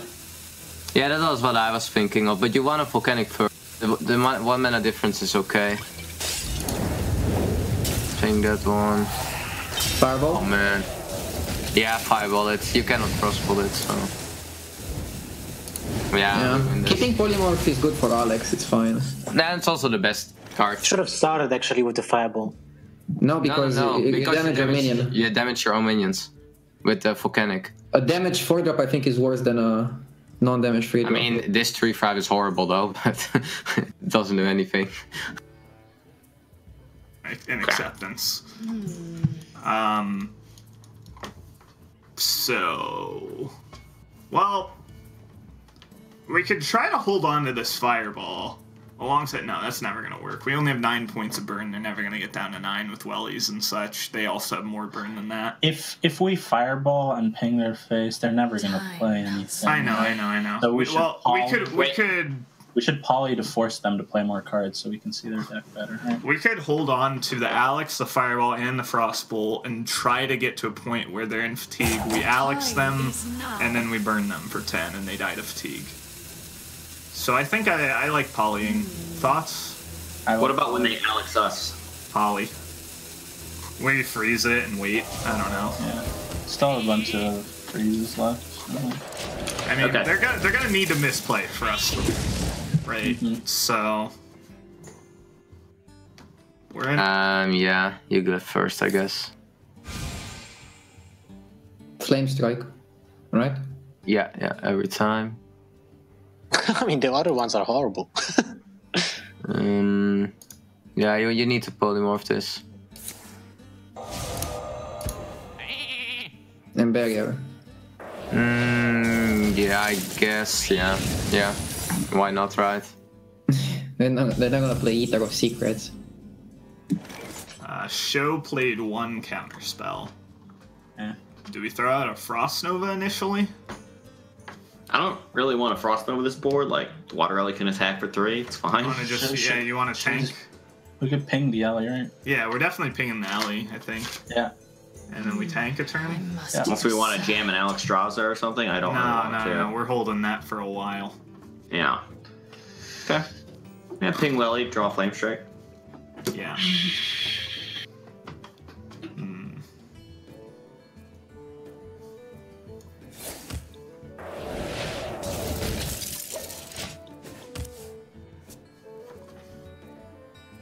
Do we play that?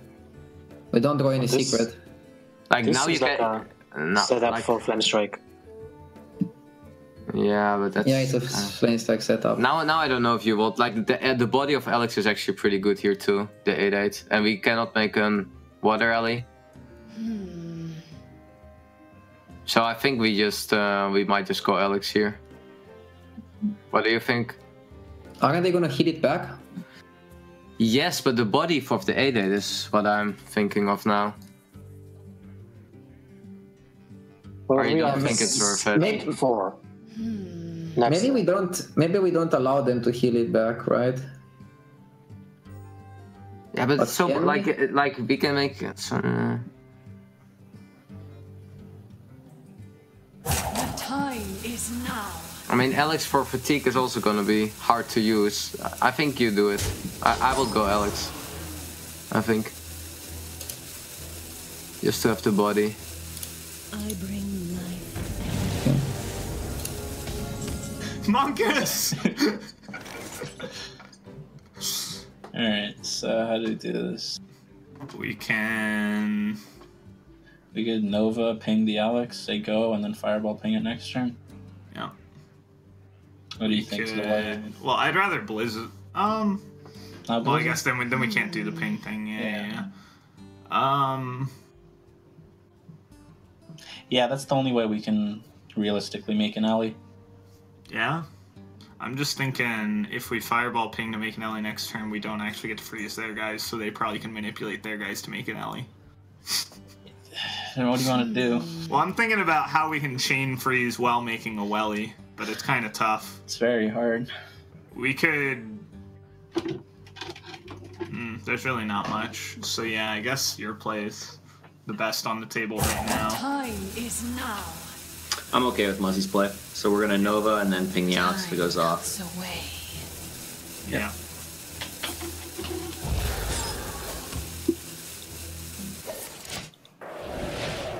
Other than that one. Just ping pass, right? Yeah, I don't know what this like Arcanologist. You might maybe. Do you pay? No, I don't play it because they have Blizzard. Okay. Yeah, They might not even have Flame Strike. I don't think they have Flame Strike. Like, I think against Flame Strike... I think they have Firebolt, that's why they ping Alex. Like, I was... So... we can make a welly and say go. We need to deal with that thing. Let's shoot it. Unfortunately, after we make a welly, they bump our welly and Blizzard and make a welly. Right? And then... So, like... What can we do about that? Shows list doesn't play Blizzard. They don't run Blizzard. Okay, fair. So we're just we're gonna let this go. It's alright. Does shows list run Doomsayer? No. Okay. We're gonna make a welly. That's all I know in life is wellies.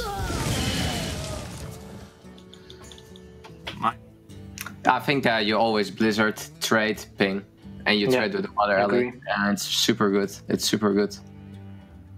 Otherwise, they do it. Like you trade with other allies often, so. Sure. I'm thinking how to play Arcanologist, but maybe it's better off not, because you make yourself a little too weak to Blizzard. Yeah, I wouldn't play. Yeah, 2 HP is perfect. It's so good, 2 HP. Yep. So we're gonna do that? Yeah. Okay.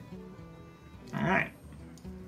If we didn't draw, would we have a chance?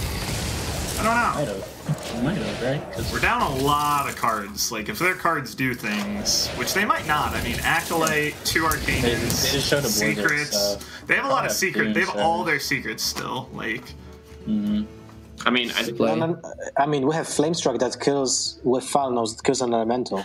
No, you never do that. No, I'm not saying now. I'm not saying now. No, but then they ping off Telnos. Like if you play Telnos, you always need to ping your own Telnos. You just ping. What if we Doomsayer? No. I wanna ping just and then play Flameshark ping the turn after. But can they kill the Doomsayer? But I just want the water. You can go Doomsayer maybe, because then you can go Telnos. But I don't know if I want that. How do they kill it? Yeah, but what? Like, I want to get also use out of my Flamestork, maybe. I guess you can go Doomsayer, it's fine. If you feel the Doomsayer, that's fine. It's Doomsayer or ping the Water Alley. Ping Water Alley is fine. We have a good play too. No, I don't think I want a Doomsayer. I think we Doomsayer in a turn where we go double Doomsayer. Yeah, but we probably don't need it. We're really good at the moment. Ooh, we can make them? Do we do it, or do we just keep this one Ellie for now? We can do that later. Why would we do it now? Should we just Alex them? That's what I'm thinking. We should just Alex them because we never Alex ourselves, right? Do we? I'm thinking if we Alex in fatigue, they can't heal back the damage. What if it's Mirror Entity, Potion, Polymorph, Frozen Clone? Wait, their secret wasn't random, right? It wasn't a random. Let's go face. Yeah, this wasn't a random. It's barrier. Good. Alright, I think we don't Alex for now, because they're gonna get a Welly eventually, and they're gonna start healing back the... Oh, you're right. The damage. We want to Alex sometime in fatigue or something. Yeah. I like pinging face. Yeah, I think we just ping face, and we let this situation sit, because they have to play cards first. Yeah. And we don't want them removing our wellies, because we have 7 more cards. We don't even have 7. We have 5 cards to generate wellies the rest of this game, and one of them is Frost Nova. So we need to make absolute usage of these cards. You can go Mana Worm Blizzard ping, Mana Worm Flameshark ping. I think it's fine, but Mana Worm is weak to Blizzard ping, but I think it's okay. I don't mind it that much. Yeah, but also them pinging or... I think you do that, yeah. The Mana Worm Blizzard ping? Yeah, if they have it, then we go Doomsayer, they can't kill it, it's fine. If they commit a card, now every card they commit, we just win, man. We just have, we're gonna end up with 1 or 2 more cards and we win. Like, this is our game.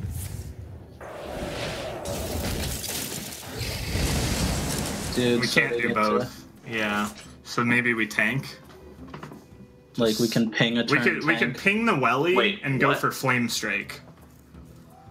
If we Blizzard and ping, they get to ping their own guy. Yeah, that's what I'm saying. So you want to ping the Welly? I want to ping the Welly and draw Flame Strike. Well, we can wait 2 turns if needed, right? Okay. And they might ping their own Welly in that case, which would be interesting. But yeah, I think that's what we end up doing is we ping the Welly. All right. I'm entertained. Let's do it. Okay, so 2 Doom Save, LA, Arcanine, 1, 2, 3, 4. They played the Mana Worm. Their own Water Elemental here. You don't want to give them such a nice Flame Strike that they also get the Water Element. You just ping your own Water Element. Agree. So we just go face and ping. That's it. Yeah. Like they have to commit. If they don't commit, we win. And if they commit, we also win. We just then gain another Water Alley. Ping their own guy. We didn't draw it anyway. Lol. So now we can ping a 3 health guy, right? And then they'd ping their own 3 health guy. Which is fine, but which is fine. It's progress. Then we get the Blizzard ping. Yeah. Well, we wouldn't get to ping anything. Yeah, we do. Oh, they ping their own. No. They'd both be pinged. But make them figure it out, right? Like just make them figure it out. Yeah, of course. So ping Manorm. Yeah. This is kind of funny. If we didn't draw, I think we might have had. Yeah, we might have. But that one turn, I don't know. It was really awkward for us. We decided to draw. Yeah. So we're gonna ping. The time is now. I must decide. There cannot be a card where it matters that they put this at 2 HP, so don't worry too much about display what they here did. Yeah, we just attack and do our thing. Yeah. And we just pass. Like, let them commit. We just pass. I don't even mind if we overdraw, because we don't have good cards remaining. We have Doomsayer and Volcanic left. Volcanic is a good card, man. I like those.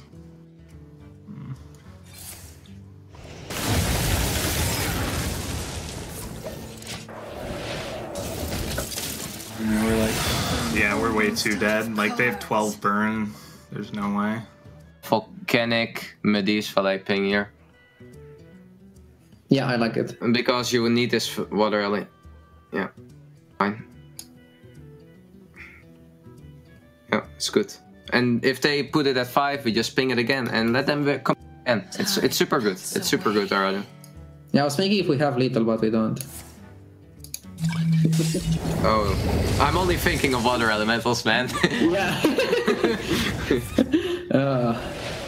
They get to start healing it immediately. Maybe we... I mean, if we ping they're gonna ping it again. Yeah. So we either Tar Creeper and ping, or we Alex. Well, I hate the Alex. What do we probably get to see the most cards if we Alex them and they freak out, right? Yeah. I think we're not winning. No, so we're gonna Alex. We're just gonna try and spook them or something. I don't know. Okay. It's not gonna work. Like. I'm out of cards. So they take 2. It's not lethal. 11. 40. No, it's not lethal. It's lethal, right? 12, 15, 16, 17. You have 11 in hand. 12 is ping. Yeah, it's lethal. 17. I think it's lethal. Yeah. So Talnos is like 7 plus 4, that's 11. 13, 16, 17, 19. Yeah, it's lethal. Yeah. Damn it! Nice. Yeah, that was our game. We were super ahead. Just gotta not. You can throw this game so hard, so we control it nice. Yeah, we got him. Okay. We beat them in fatigue. Yeah, so that's all how it always goes, man, this matchup. We didn't show them Doomsayers, and they might not... It's 3-2 now in favor of G2, those couple of extra card draws. Firebat, you've been talking about it all week long. Fatigue matters. It does matter. You got to be very conscious in the Death Knight metagame if you need that extra card. A lot of control matchups come down to the balance of resources, the balance of how many cards do I need to have in my hand to make sure I have enough options not to fall behind in the game, whereas you can potentially have just enough and then you're in the sweet spot, but you can potentially have too many options and then you lose in fatigue, or you can have too few and then you get overrun on the board. And it looks like they drew a few too many cards there and ended up losing in fatigue. Indeed they did. Game 6 is going to be coming up. We'll see what Lovey Lots is playing right after this.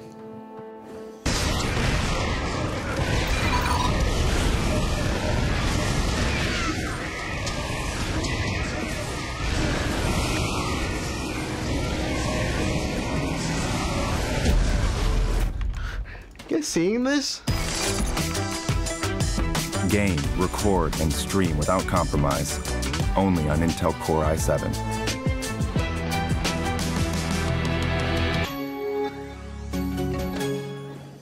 Welcome back to the Intel Esports Arena here in Burbank. Brought to you, of course, by Intel, Twitch, and ESL for Trinity Series 2. I'm Nathan, that's Admirals Moore, joined by James Firebat Kosicic in a pretty crazy game that we had in that Mage versus Mage. I think the biggest mistake that happened in that matchup was the overdrawing from Team Lovey Lots, but I think G2 used their resources incredibly ineffectively and gave away a lot of water elementals. I think the way that the decks kind of line up, they're very similar, right? But G2 has the advantage of they have Medivh for extra value, and they have double Firelands Portal for additional value on top of that instead of what is Tar Creepers in the opposition's deck.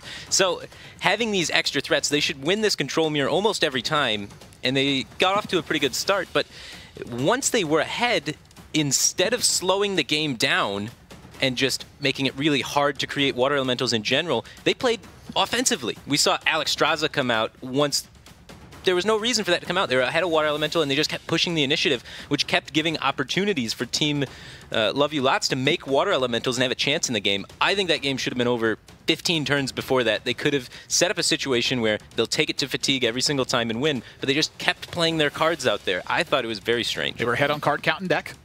And in They hand. have the advantage in the matchup with the extra burn.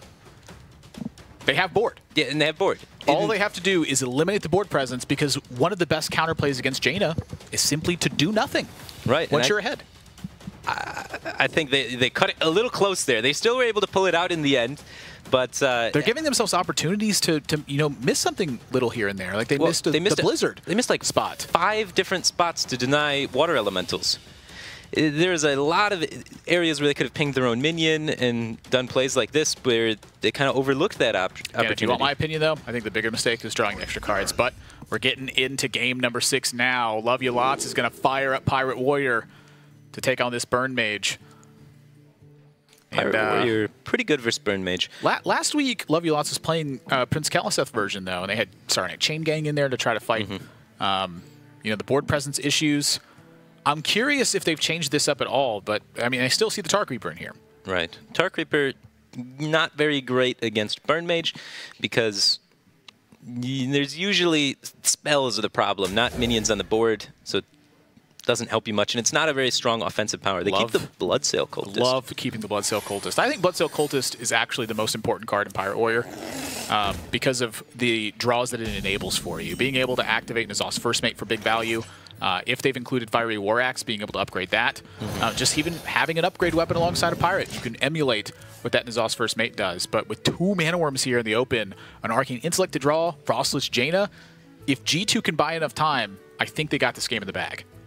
They're going to need a lot of time. Medivh costs 8, Jaina costs 9. They're pretty far off. But look at this hand. This isn't the typical Pirate Warrior that you're used to seeing. There's no Bloodsail Raiders, no Fiery War Axe. I mean, this is Sarnak Chain Gang and Tar Creeper here. Yeah, these are not very strong offensive threats. And as well, being so board-focused, not too great against Mage. Mage runs a lot of freezes.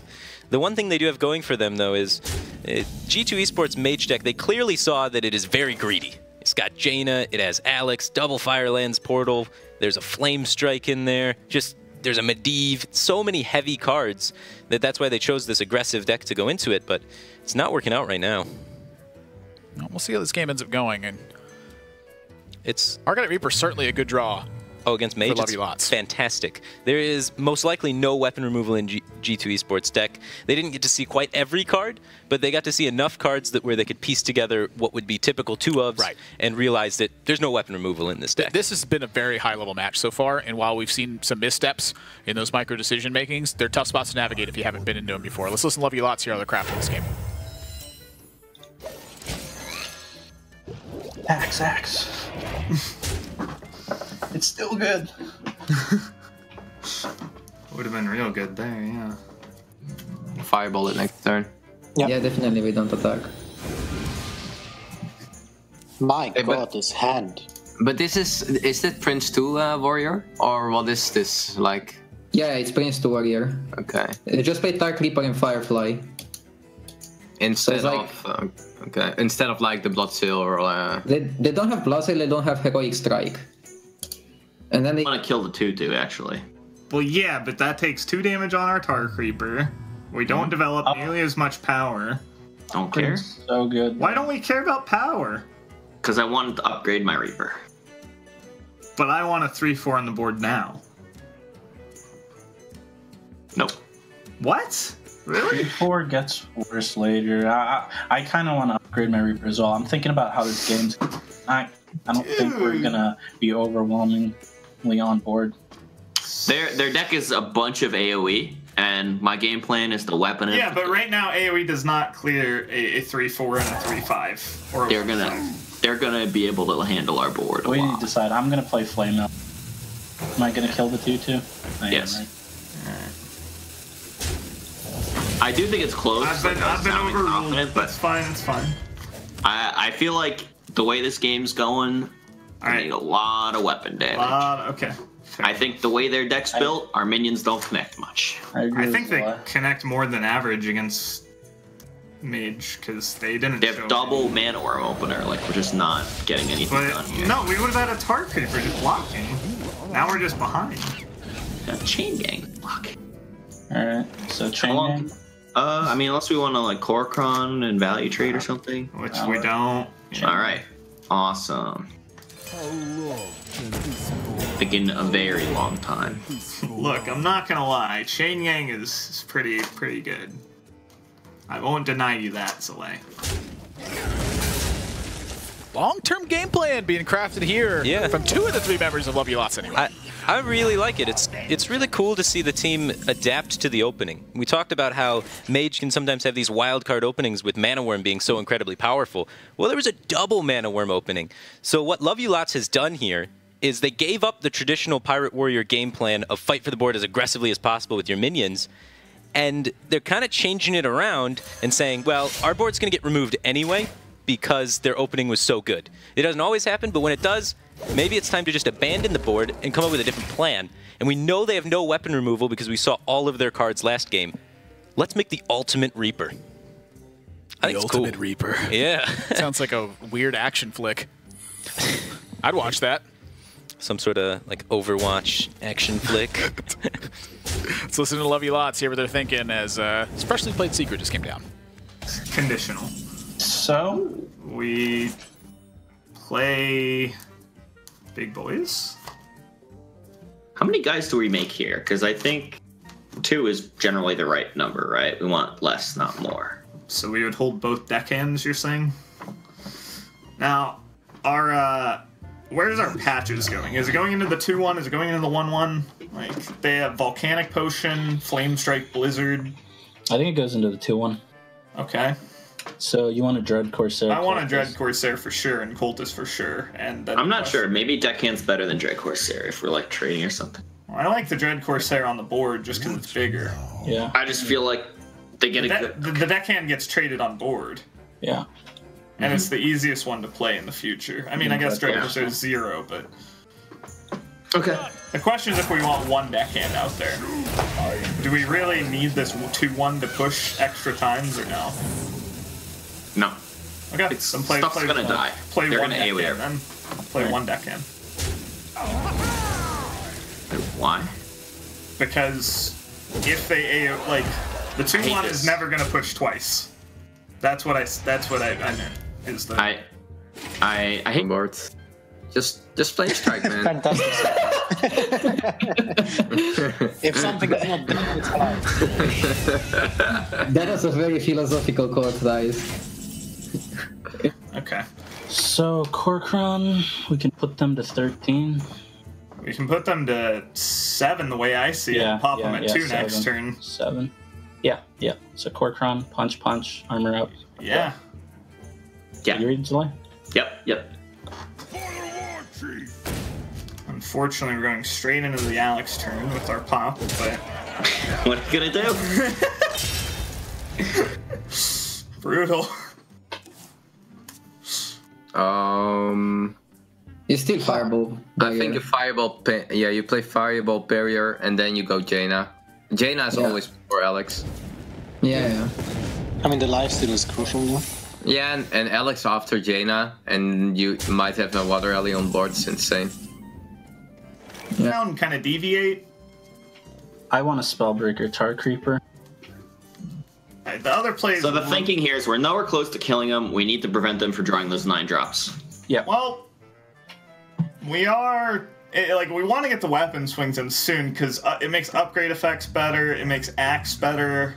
But they're at 15. Like, I know, but 3 turns anyways. I think we need one. Like the Spellbreaker to hit face. Okay. Yeah. Okay. Agreed. Spellbreaker Tar The Creeper. Doomsayer is always gonna be whatever. So. Your magic shall not save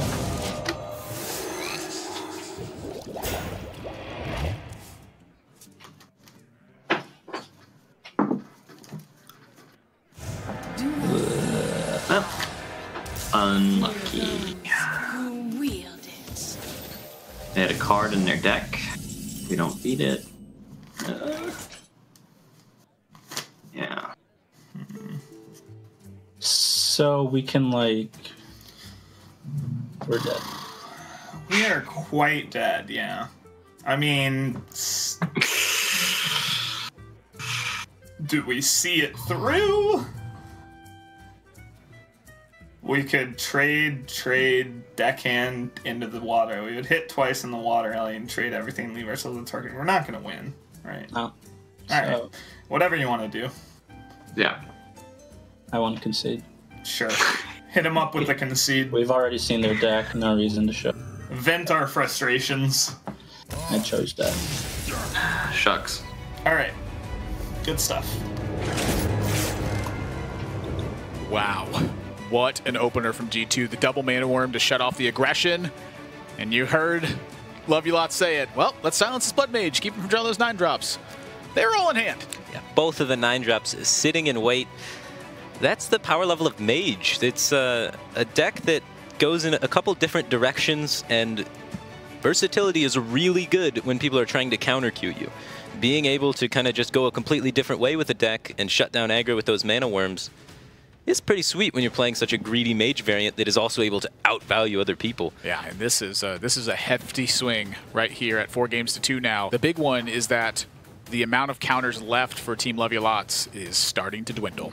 Right, you don't really want to play Rogue against Mage typically, and you don't really want to play Paladin against Mage typically, so I think against Burn Mage that Paladin is a little bit better because you're not seeing as much of the overall freeze and Doomsayer effect that's going on, so Gentle Megastore can still be a huge payoff in that scenario. Yeah, and there's just a lot less anti-aggro cards if you compare the 2 Burn Mages against each other. We look at the G2 Burn Mage, no Tar Creepers. We look at the Love You Lots Burn Mage, double Tar Creeper. Yeah. So it doesn't have any of the tech that's good against aggro, and instead has tech that would be good against the control matchups. So attack it with some aggro decks. They tried to do it with the Pirate Warrior, but Mage drew double Mana Worm, and so now they have to try it again. Yeah, and here you can see some of the really big important stuff that's been going on here. A lot of board tension. The team dynamics have just been off the chart for these two. And of course, that percentage-based play. But the big story here is the power level for G2 is just over 9,000. Just over 9,000. Wow, what an incredible amount of power. They're really demonstrating, why they're a force to be reckoned with, why they've had such consistent tournament results. If you're going to be, the European champion twice, you need to have a power level over 9,000. And mind you, RDU has been one match away from the World Championships 2 times. And he would have been there probably in 2014, but Romania was ineligible to compete at the time.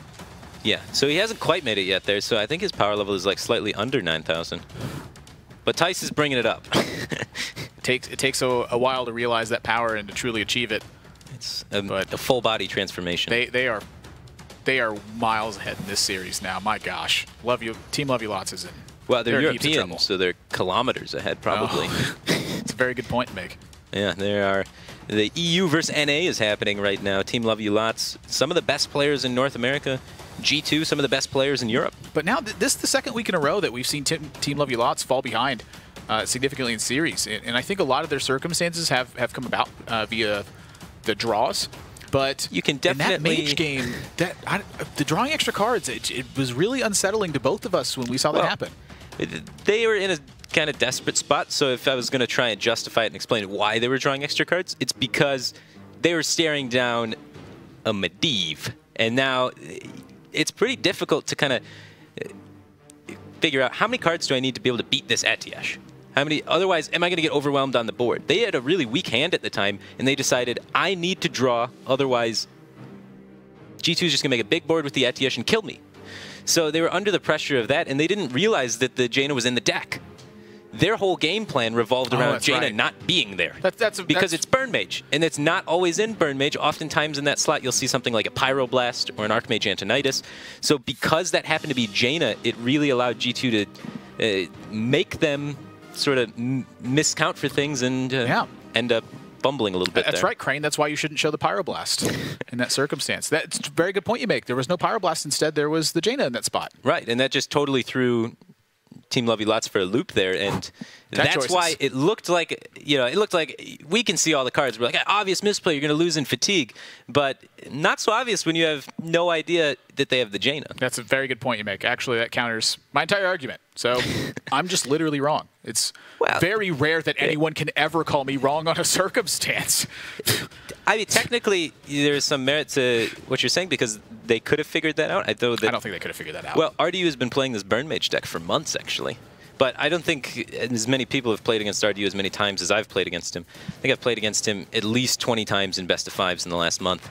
You can see the total game wins across the board so far in the Trinity Series. Of course, we're only in week number 2. Right. Still 5 more weeks of competition left to go once this match has concluded. But Virtus Pro and Complexity, they're out to that lead. Complexity so close to closing the match today. But just unable to do it. Oh, they did close it. Yeah, they did do it. Why would you say so close? Well, there was an 11 instead of a 12. There was an 11 on the thing, and in my head I was like, wait a minute. Thinking about, did they lose? We interviewed Tyler. Yeah, I was very confused about that, but I was just supporting you. I was like, you're my co-caster. You know what? I'm sorry. That's twice I'm wrong in one sitting. I'm just donezo. That's all good. And we have some more sweet action. The Paladin coming out from Love You Lots to try and take down. We were right about that. Well, I think it's a clear direction to take. Sure. Again, with G2 lacking a ton of early game stuff and being more dedicated at that top end, I think the aggression potential makes a difference. Early game stuff. Well, every time they have drawn an incredible anti-aggro hand with this mage deck, even though they are running so many greedy tech choices, it's just lining up very nicely. Well, they're polarized across the board. There's a lot of early game stuff. There's a lot of late game stuff. Not a ton of in between. Yeah, maybe this approach of using Pirate Warrior Murloc Paladin isn't ideal. Maybe a mid-rangey deck would serve a lot better here. I definitely don't think it's ideal. But I think it's what they've got. And they anticipated this series going way differently. Again, think about the Rogue game they lost with Warlock. The 14-14 Edwin Van Cleef on turn 3. Rogue would be fantastic against this mage, actually, wouldn't it? I don't think so. I think Rogue's a lot more mid-rangey than the Paladin, though. I agree with that, but I think Rogue struggles to mage almost any way you slice it. Well, the thing about this Paladin, though, it's the Grimscale Chum variant. Does it even have the Scalebanes in there? Because Scalebane's a card you're going to want to have against this type of mage deck. If there's one thing I know about Zalay, he loves Scalebane. And he loves Ike. He does love Ike, and Ike loves Scalebane. Yeah. And Ike loves Zalay, and I love Love You Lots. So let's listen to Love You Lots, Love You Lots. Well, I definitely... Well, maybe they coin ping their own face. That's a card they didn't keep. Yeah. All right. I'm unhappy. Shucks. Shoot. Oh, dang it. What I'm seeing is they're at 20. Yeah. I squeezed in the hero power in case Frost Giant That's important for Bolvar. Is Frost Giant rotated out of standard? Yeah, he's gone. Shucks. I kept that one. There's that other card that was good against us. Okay. All right. Okay. I'm gonna make 3 guys. 3 guys. No particular order. Yeah. Just any order will do. No, it should have been Righteous first for Redemption. I messed it up. Yeah, any order will do. Okay. Awkward turn now.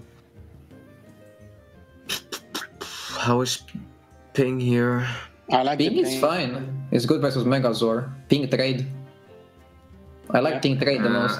And then we probably go Arcanologist ping the turn after. Or Arcanologist Thanos. I just ping the Murloc away. I don't want to. Like, let's think of other things they can do. So like they can Kings or they can Megazord. Yeah, but they just started with 4 1-drops. Like they're running out of everything, man. Like they gotta get. We just want to remove. Yeah. Agreed. I guess it is. We got one of the Megasaur. Megasaur! Yeah, it's pretty mega. Roar! Alright, he's a little more tame with his roar. Health. I'm excited. I'm excited too, Mus. Health. Yeah, because then it's more health. Health! We trading? Health and trade. Trading. Health. Take the health. Yeah! Good stuff. Rocky Carapace. Just what I love to see. Slightly better than Divine Shield. Gotta love it. Still have that card they kept. It was not worth playing on turn 3. Could be, I'm thinking like Mana Worm, Volcanic Potion, Second Arcanologist. Yeah. There's a lot of things it could be. Including what it just was. I'm thinking that the one that it was is a special. The one that it was is a really good chance. I think we're gonna Rallying Blade this turn, and we might be taking a value bump, but I'm not sure. We might just trade off our 1/1 actually. I kind of like trading off our 1/1 the value. You know. Trading off the 1/1 plays around Volcanic. Yeah, it just like Volcanic. Well, it doesn't really play around Volcanic, but. Which path? So maybe I guess it doesn't. Maybe we do take You want to get them for 1, boys? I want to say take Volcanic doesn't exist. Yeah. I want to take a value bump. Take a value bump. A value bump with my 3/3? With your 3/3, yeah. Into the 1/1. Into the 1/1. Yeah. And then we hero power, kill this guy with our blade, hit him for 6. Setting up for good old Terrain. So it's probably like spell or something.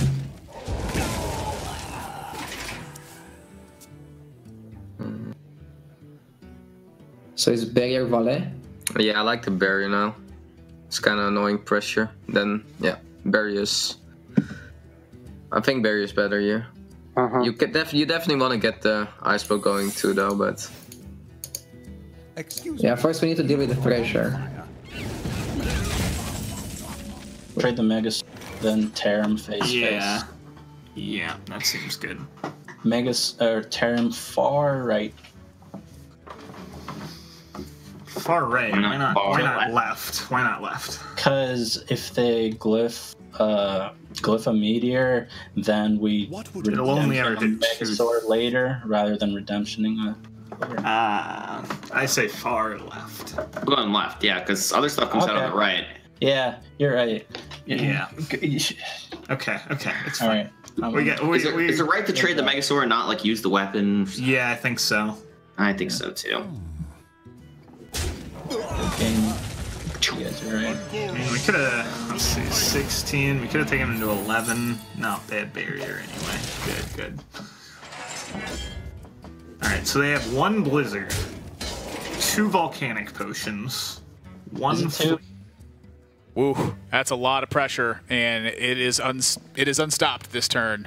Yeah. And lots of damage is typically how Paladin wins. If Paladin's able to secure a board position and get repetitive damage from the same minions, that's when G2 is in trouble here. Right, and That's also why it's usually not the first choice against Mage, because it's pretty hard to get repetitive damage from your board against Mage. Yes. And one of the most difficult classes to be able to not be frozen against. But no freezes for G2 Esports. So they're kind of having to make a little bit of desperate plays. They're setting up for the Flame Strike, hoping that there's no Bone Mare. They're about to get boned. There is a Bone Mare.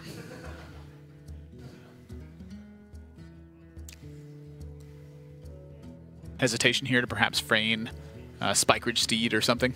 Sure. But I like Bone Mare. I like it a lot. Let's listen into G2 and see how they feel about this boning. I think we just did on board. I mean, we can block and. I mean, we Arcane Intellect, and I guess we see what we get, right? But we can get Glyph and Nova or something like that. Should I Mana Arm first? So we getting Glyph and then a Nova's one. You can Mana Arm, yeah. Yeah, I don't think it changes it. Yeah, because it's only out, Glyph. Block? Yes, yeah. Yeah, it's gonna be a difficult game. Yeah. One. We're popping out one. We're keeping this blade around. Yeah. So I'm gonna run my Silverhand Recruit into the face first. Yeah, something like that. Well, wouldn't we want our Righteous Protector to go to face and trade off the because of redemption reasons? Okay. You convinced me. Alright. Okay, so we hold the weapon, of course, and we probably steed something, right? Yeah, we can steed the recruit, right? What do we want to steed? Should we steed the recruit, or should we make a bigger man? So we're thinking about Blizzard mainly, but they can't really do anything with they'd have to Blizzard Frostbolt. That doesn't do anything. I think we do steed the recruit just to save the power on board. Okay, I agree. Just to get the most power saved. And then we play... Do we play Hero Power? I would assume. We don't need board space, we don't need tempo. It doesn't do anything, but they can't do anything next turn that interacts in a way to save them. They'd have to just stall. Yeah, next turn is a freeze or a block. I say we play the 1/1 Divine Shield Taunt, just in case. No, because they might Blizzard. I want to not use a card for my hand. Okay. Yeah. If they might go Blizzard Ball or face, right? Yeah. There's really no way for them to get out of this. It'd have to be Glyph. They found the spot the lethal puzzle. Spotted it. They saw Zolays from earlier. They wanted there. Alright. 3 games to 4 now, still in favor of G2, but the Paladin continues to play an important role in these series as Lovey Lots takes a win. Yeah, it's just a really well-rounded deck. It's not at its best against Mage. That's why they didn't queue it up as their first choice, but mid-rangey threats just able to take care of business. And honestly, the more I think about it, we look at the Lovey Lots Pirate Warrior deck, how it has a lot of early game stuff with extra nod towards aggro with the Fireflies and the Tar Creepers. Maybe that deck wasn't as good as Paladin against the Mage due to the fact that the Mage is so polarized. The Mage has lots of early game, lots of late game, no mid game, and the Paladin, I'd say, is a more mid-rangey deck. I think there might have been a misordering of decks there. You could definitely make an argument for it. Well, I think the Pirate Warrior operates better versus what G2 has left. Yeah, but the Pirate Warrior is gone now. I'm saying I agree with you. Yeah, I think, you know, as much as we like to say that, you know, the draw from G2 was insane that game, right? Oh, we can all agree that, for sure. And most of the time, I'd say Pirate Warrior is, you know, favored against that Mage deck. But is it more favored than the Paladin? I'm not so sure I agree with that based on the cards that we've seen from the deck. And they had information to all 30 cards because they played against it in a fatigue game the game prior with the Mage Mirror. So that's something to just consider about when you're thinking about like what deck to queue into it. The obvious choice against Mage is Pirate Warrior, but because of the tech choices, Paladin might have been better.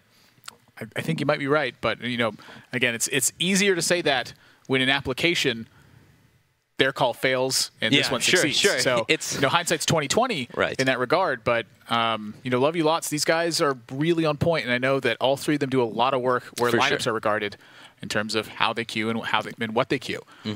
So I am curious to see how the rest of this set pans out. I mean, Paladin, though, there's a couple matchups here I'm pretty concerned with, namely the Warlock. Warlock is pretty okay against Paladin. I wouldn't say that it's a superstar against Paladin, but it depends what kind of techs you've made. The board clears to be able to stop Paladin from getting the tribal synergies going to try and stop Bone Mare and stop Spike Ridge Steed can be really effective. But as much as board clear is really good against Paladin, it's also really slow a lot of the times. Twisting Nether costing 8 is usually a little bit too late. You're in a too low of a life total at that point, as well as Hellfire damaging yourself can be really dangerous, and just not hitting the breakpoints against Paladin as well as it does against other classes. Yeah, a lot of my experience with Warlock came in before Cobalt Scalebane was a big addition to a lot of Paladin That's decks. a scary card. And it is a scary card. In fact, I think that's one of the reasons why this matchup got a lot closer than it used to be. Paladin oftentimes, that 5 mana slot was struggling to redevelop their board. It was simply more Murlocs. But the addition of Cobalt Scalebane meant that any single minion staying on board suddenly presented a major amount of threat, because it was difficult to clear 2 as the Warlock, because your follow-up to the Cobalt Scalebane was so often Siphon Soul. So if there's a minion left on board, it gets buffed. And that can make it very difficult. But as we head into this game, it is Warlock that's queued up, and there's a Hungry Crab in the opening hand. They've came prepared. G2 Esports is ready for the Murloc Paladin. They have the tech, and they've drawn it. That's another important part to winning with your tech Hellfire. card. Well, they don't need Hellfire because they're going to get the board. Oh my gosh! Oh my! Are you kidding me? They have respected Murloc Paladin a lot. We've talked about... All right, well, let's listen to G2 and hear their excitement about the success of their deck techs.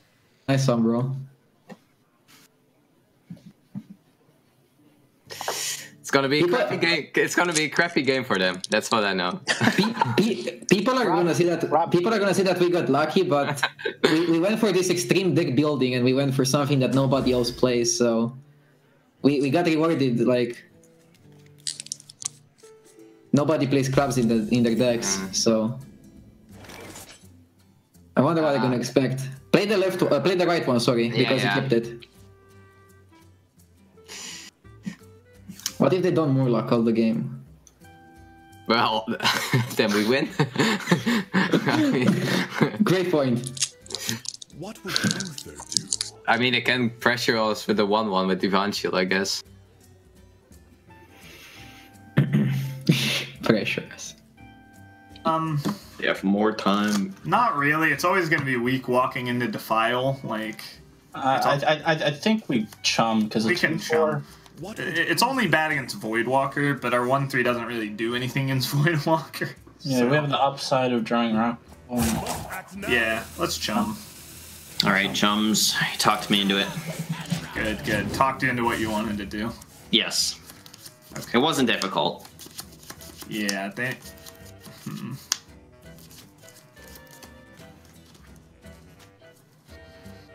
Okay, crab it. Yeah. It's a 3/4. You trade with everything. Yeah, crab it, and we could just go crab the Voidwalker next time. They kept the crab. They crabbed us. Okay. Oh boy. It's Vilefin. Yep. After thinking about it. What if we hero? No. If we hero power, we can go often. Sets up the rallying blade. It gives you one fine. extra 1/1. I want those. But we can go if we play Vilefin, they're gonna be afraid of War Leader. They're gonna be afraid. They're gonna bump. Yeah. They're gonna bump for us. We need to make aggressive plays, I think, especially if there's Zoo. We don't have ways back onto the board. So the plan is we're definitely going to draw something that costs 3 or less next turn. Yes, we're going to Vilefin. That's the play, yeah. Okay. If there's Zoo and they get ahead, we're going to lose. And if they're handlock, well, then maybe hero powering is a little better. But okay, good stuff. Good talk. So this game was awesome. Do we think they have Keleseth, Shadow Step Keleseth too? Well, let's figure out more stuff. I'm gonna click some buttons. Not think about it too much. I agree.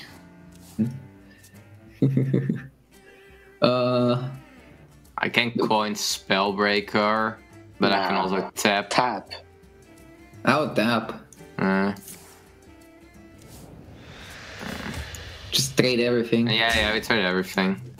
If they Megazord, we can just coin the Dreadlord, right? Yeah. And kill with a 3/3. Do we even need to kill it? I guess. Yeah. You kill everything. I think we still coin. Yeah. We coin it, but we still trade. Yeah, of course you trade. Yeah, just play for board. They cannot beat this. Like, I mean, come on. It's too much tempo. One mana 3/4 and you kill a guy. Double crap! Wow. Oh bang. Yep. Telling me this guy costs 5. Yep.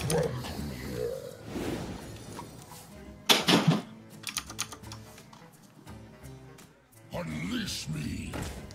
They could still be. So they just had a hard read on us being Murlocs this week. Damn. Brutal. Alright. We're gonna play a Tarim. Yep. Really just trying to buy time.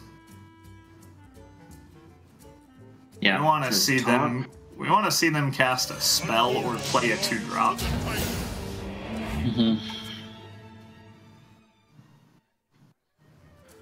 With this kind of opening, I honestly don't blame Levulots for their sentiment here. They're trying to simply fish to find out if G2 Esports is playing more of a mid-range Warlock like Zooey package, right? Or if they're playing something more like Handlock with just the crabs teched in. Yeah. But this game has been absolutely demolished by the tech choices from G2. And this is some important information that they got out. Just by staying in this game already, they get to see the Spellbreaker now, which means that there is no Prince 4 in the deck, which means there's likely Hellfires in the deck. So they're already starting to get some information. If they can see, which sort of bolt option the Warlock is using. Sometimes you see Shadow Bolt, and sometimes you see Drain Soul. So not usually is both played, it's usually one or the other. So they're trying to scout the information on what removal is being utilized here. Clever use of the Spellbreaker as well to set the Dreadlord back to a 4/5 to get the clean trade. It would have been kind of cool to see him try and save the Spellbreaker so that Levulots wouldn't know if they had Prince 4 in their deck or Hellfires or not. But, It's the good old Defile for 1. There you go. So you can get a draw off the Mortal Coil. Explosion everything. Yeah, I don't think any team thus far in the Trinity Series has respected Murloc Paladin nearly as much as G2. When you think about it, Warlock's already pretty favored against, or not pretty favored, but it's already pretty decent against Murloc Paladin with all the board clears and the ability just to slow down the game. Well, what makes it really favored is when you have the board clears and you can slow down the game and you have the hero power to tap into your tech card. It's kind of like how Hunter was able to do really well with the tech card crabs because of the trackings. Warlock has the life tap hero power to increase the consistency of drawing those crabs in the key matchups. Yeah, Bone Mare not going to provide much of a relief against really anything here. Levulots is just about out of gas, and they are running very low on life, too. Actually, that's lethal damage with the Defile and Hellfire. Wow. G2 Esports with an incredible opener. Their tech choice pays off major as they now have a 5-3 lead and are 1 game away from taking this set.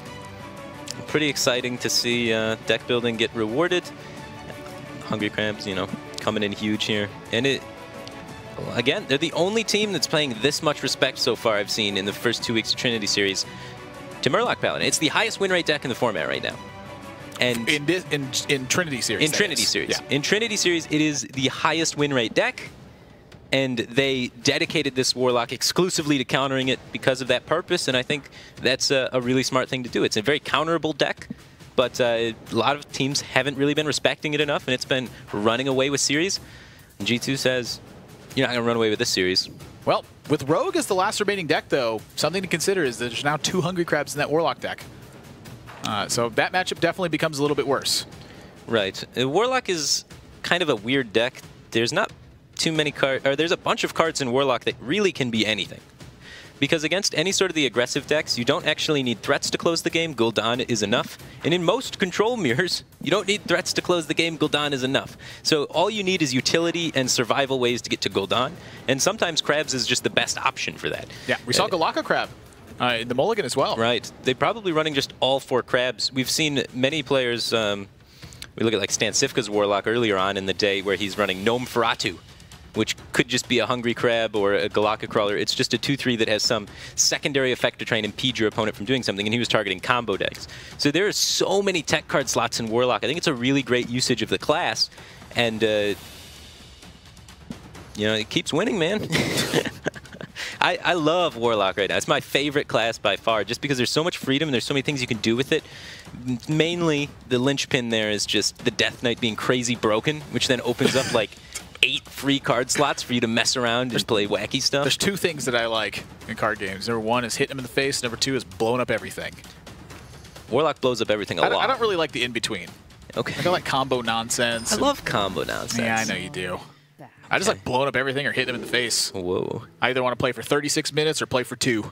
This is a Fire Plume Phoenix in the hand for Love You Lots. It looks like they're playing some sort of elemental rogue. Yes, they have favored Blaze Callers, okay. I know in the past. And, you know, Fire Plume Phoenix and Firefly together, pretty dead giveaway for that. Let's listen into the teams, though, and here they go through these mulligans. Against Warlock compared to other classes, but on the coin it can enable some combos and stuff. And all right. You guys are the ones who play this deck more than me, right? Like, Muzz, what does your heart tell you about that Firefly? We can keep it. What does your heart tell you, though? Keep it. Okay.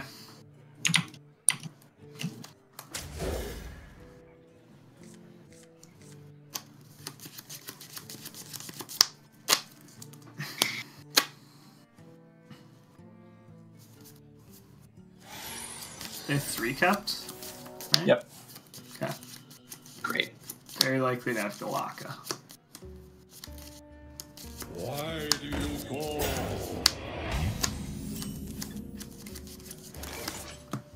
Alright. +1.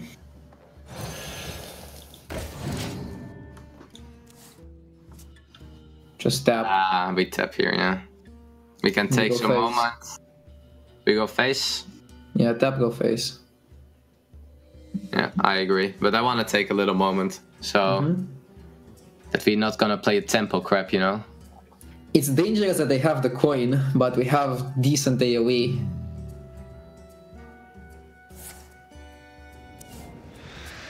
Coil can also be good. Yeah, that's a good end. I like this end, actually. I'm going to dagger up. Yep. And punch the 1/3. Yep. And end my turn. Do you think we should make the value bump? They play. What do you want to do next turn? They play Earthen Ring, so it's not amazing. So no. What if we just don't even attack it? Well, I want to punch with our dagger. We need to threaten to kill it, right? Yeah. Or we should, rather. Should threaten to kill it. There's nothing else we really want to dagger. I mean, we can spend our mana for a lot of turns, so we don't have to use... Like, this is the Farseer turn. We're probably Fire Pluming next turn, right? So we don't need to hit it. Are they keeping Farseer against us? No, I don't think we're necessarily fire pluming. Tar Creep into Tolver and then I would probably hit it if we think we're gonna Tar Creep or Tolvier. Okay. I don't think we hit it. Like. Okay.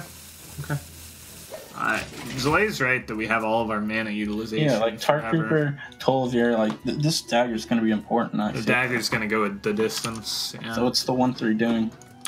Not much. Don't you want to find more cards? Yeah, but when do I ever want to play my Earthen Ring? Like, when is it able to trade with a freaking captain probably next turn? Like, minions, spells are so good against Rogue.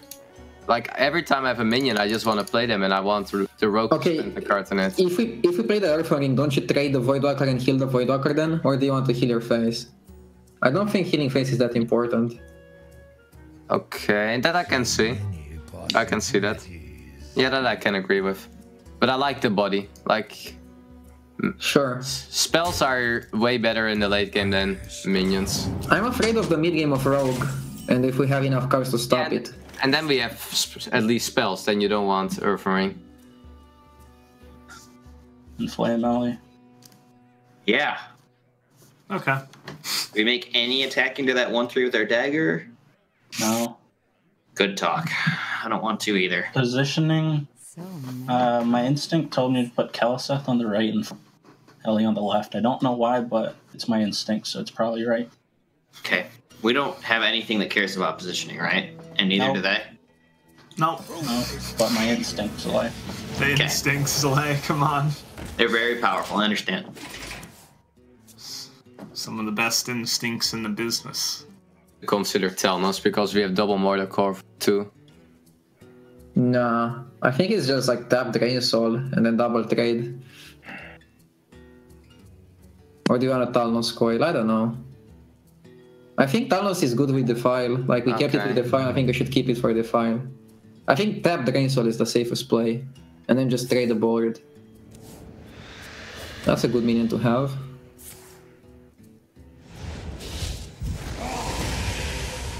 Yeah. This looks like a pretty good Fire Plume on the 3-2. Yeah, no, I would agree with that. What are they doing? They're gonna Dreadlord, and that's their only 5. Otherwise, it'd be like tap 3 or a 4 or what? Yeah. Is Tolvir better than Fire Plume? Well, right now it's getting the Divine Shield eaten off in the easiest way. It also walks right into that Dreadlord, right? Yeah. I think we punch the 1-2 and Fire Plume, and then we can punch the 1-1, backstab, and trade into the Dreadlord if that's their play. I mean, they could always trade the 1-2 in, but... They could, but that doesn't do... We don't mind. Yeah. That's just like saving our dagger charge at that point. If they Dreadlord. Not bad. Do we just Despicable Pass? Yeah, I guess. And we attack face with the Void Walker, I think. Yeah, and the guy to backstab an agent, right?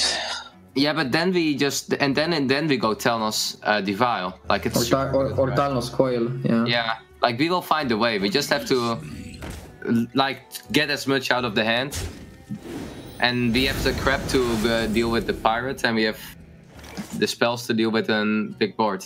Do they even play pirates? Maybe they go pirate-less. Nah, they play. They just are scared. We kept the full hand, man. They just are scared playing a pirate. They've been holding 2 cards since the start that they kept in the mulligan. You talked me into it. Yeah. Backstab. Oh, wait.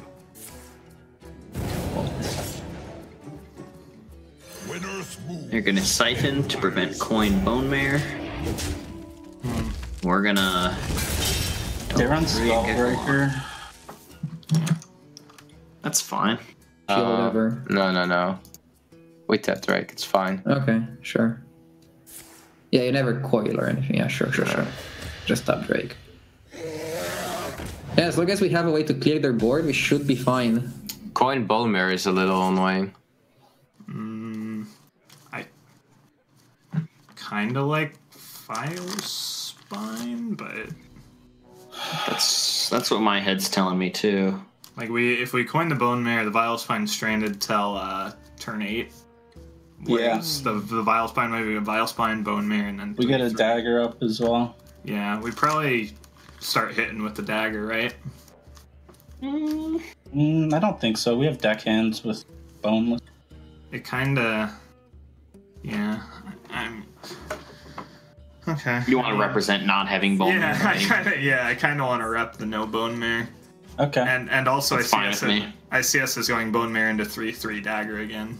Okay, so coin, Vile Spine, dagger, punch. Yeah. I want to get them spooked as soon as possible. But also not get them spooked about this Bone Mare.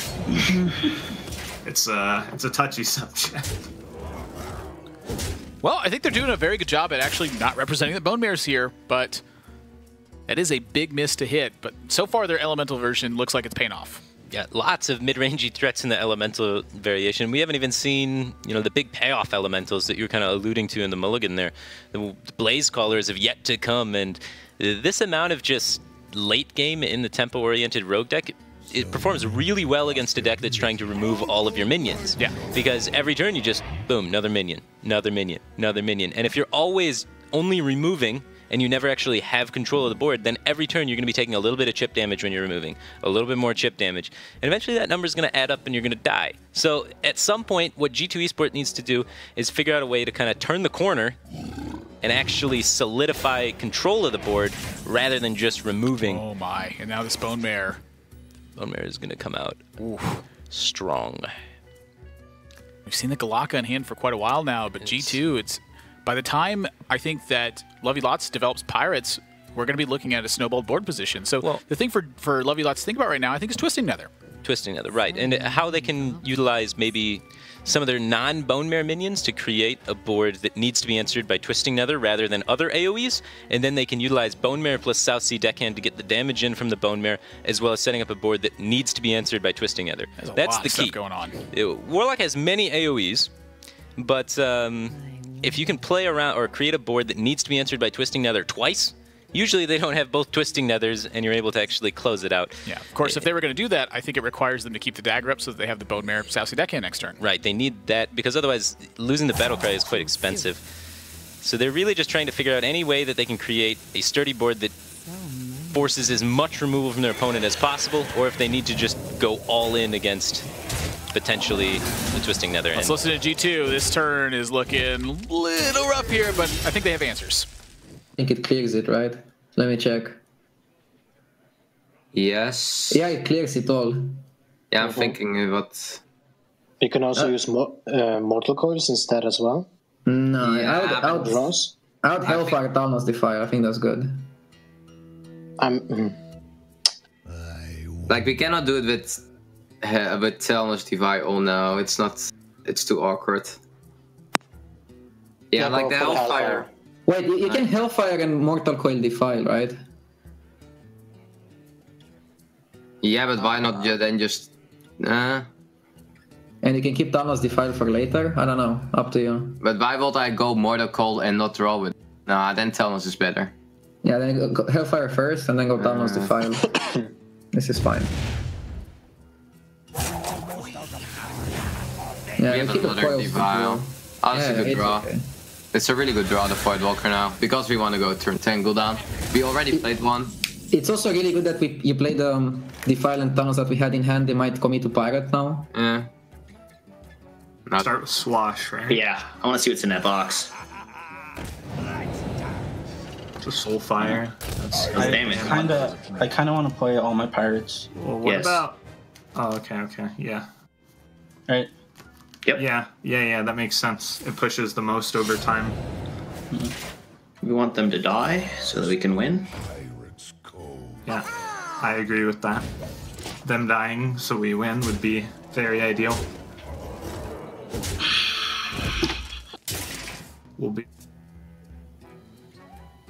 So...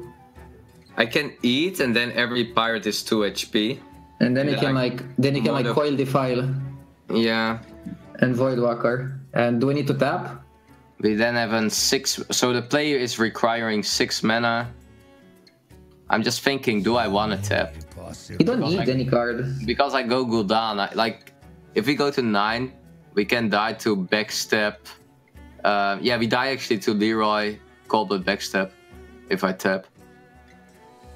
Because the dagger. Yeah, just like on the cooldown will win it on its own. Yeah.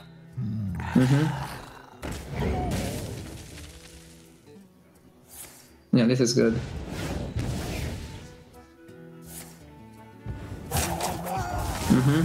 Yeah, that's good.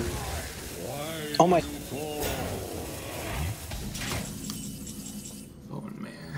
So I want to go Tar Creeper. SI. Do we SI the... I think we SI the taunt, right? What's the Galaka doing? They're gonna... If they Gul'dan, they're rezzing 1 Dreadlord, 2 Voidwalker. We probably don't beat that. That's very unfortunate, given that it's very likely they have it. I want to SI this.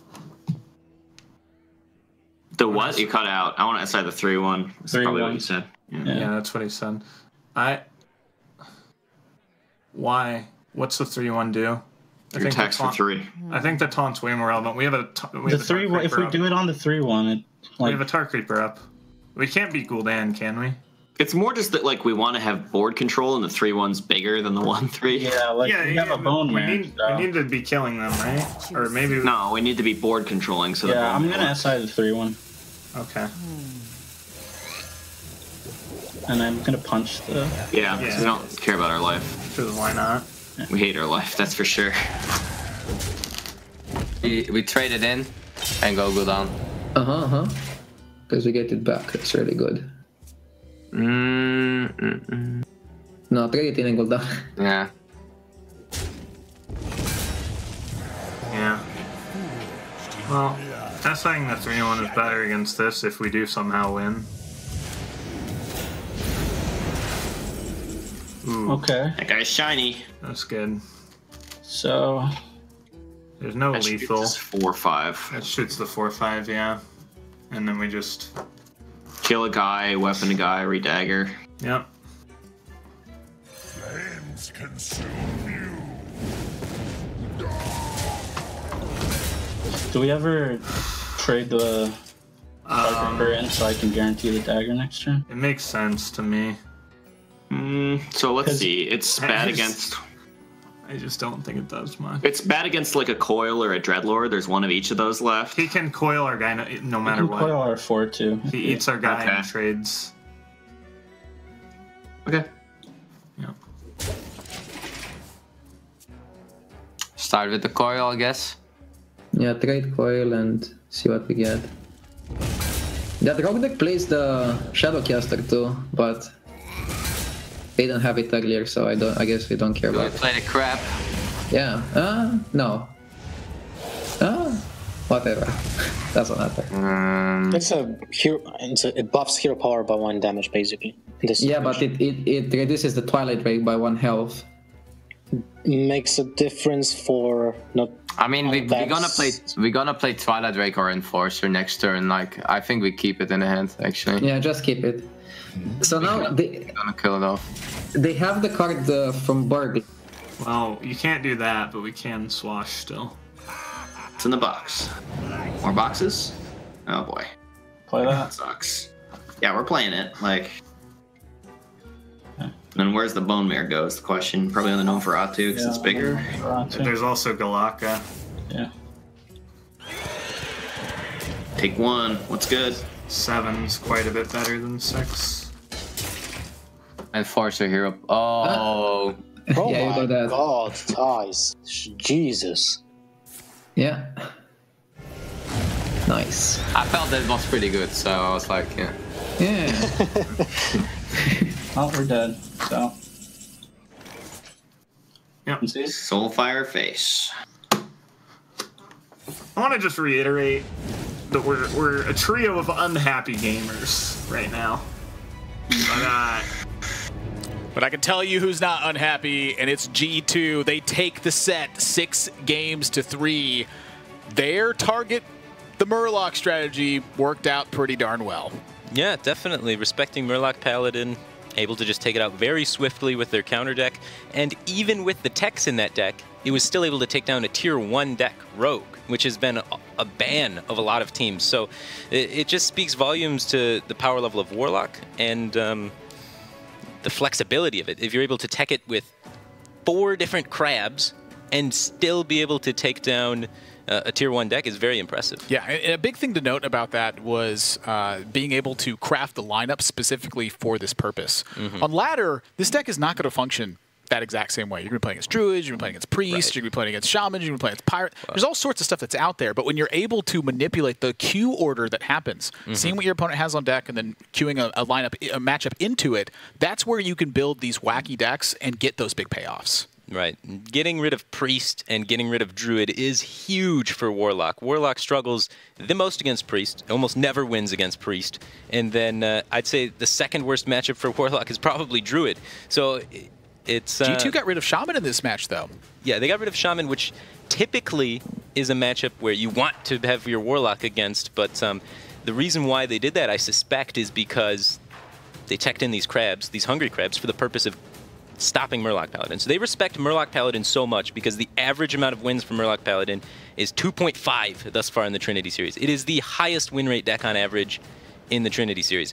So they respect it so much that they banned Shaman so that they could guarantee they could save their Warlock to queue into the Murloc Paladin. And granted, in the Druid matchup, they had the absolute nuts draw with Rogue. Right. But that is part of the goal of Rogue, is to get those strong draws. But it sounds like we have G2 for an interview, and Tice is going to be speaking for them. Tice, congratulations on the big win today. I believe Firebat, I want to give the first question here because of his analysis of why you guys banned Shaman. Yeah, we've been talking a lot about the ban. It's a very interesting ban. No other teams have banned Shaman yet in the Trinity Series. And we're speculating, why. And we're talking about how much you guys showed respect to Murloc Paladin or potentially set up to sweep with your Murloc Paladin. Can you just explain what's going on with that ban? Yeah, well, we feel that overall strategy also in picking phases, Shaman is a deck that might not have the complete power level, but it's also a deck that we are kind of just a little bit scared of with the lineup we have been running in the first 2 weeks, and I'm not sure if that will be continuing. We feel that bans are really flexible. There are still a lot of ban strategies possible, but we like the way how we build our decks. Some of our decks are super tagged, so they are also made for specific decks, and in that plan, Shaman was a little bit of a struggle. Right. You guys bounced back super hard after your week 1 performance. Now going forward the next 5 weeks, is there any team in particular that maybe you're a little bit afraid of, or anyone that you're looking forward to playing against? I look forward to play against every team in the league. I have been seeing. I have a lot of respect also for the other teams, also for team LUL that I call them that we now faced. But yeah, looking forward to the next weeks also. I have seen. I look forward just to also play against Misfits. I have seen how much they practice also a little bit, so looking forward to that. But just in general, just the whole Trinity Series, man, it's just cool to have the Hearthstone tournament back again. And lastly, I want to ask you about that. In Season 1, you played with Life Coach by your side, but now Lothar standing in. How has the team been with Lothar being in place?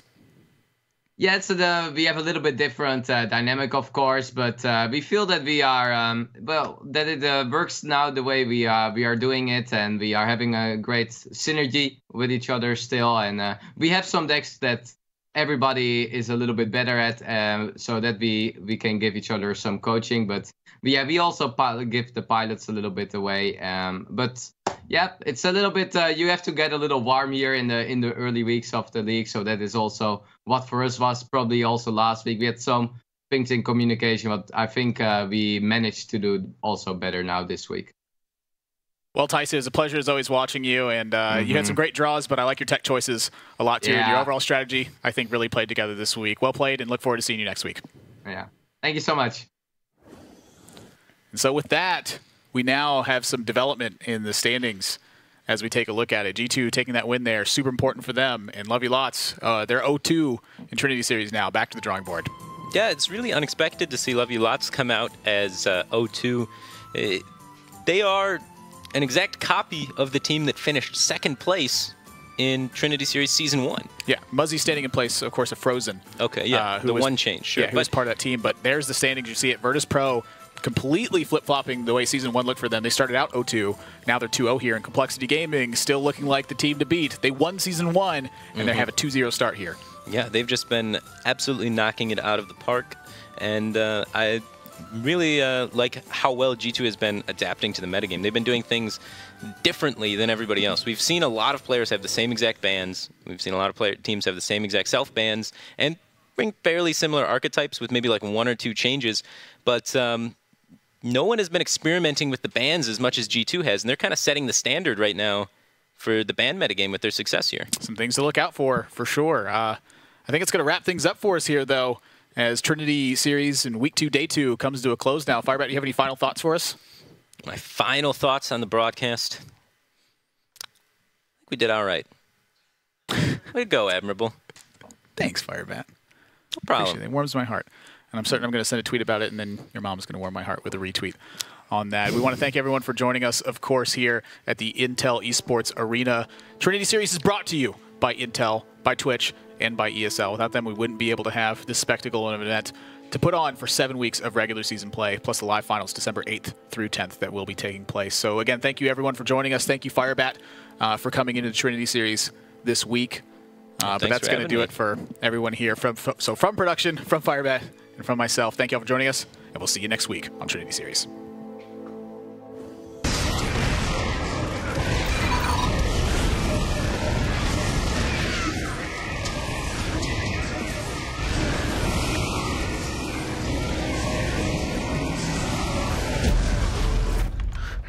seeing this? Game, record, and stream without compromise. Only on Intel Core i7.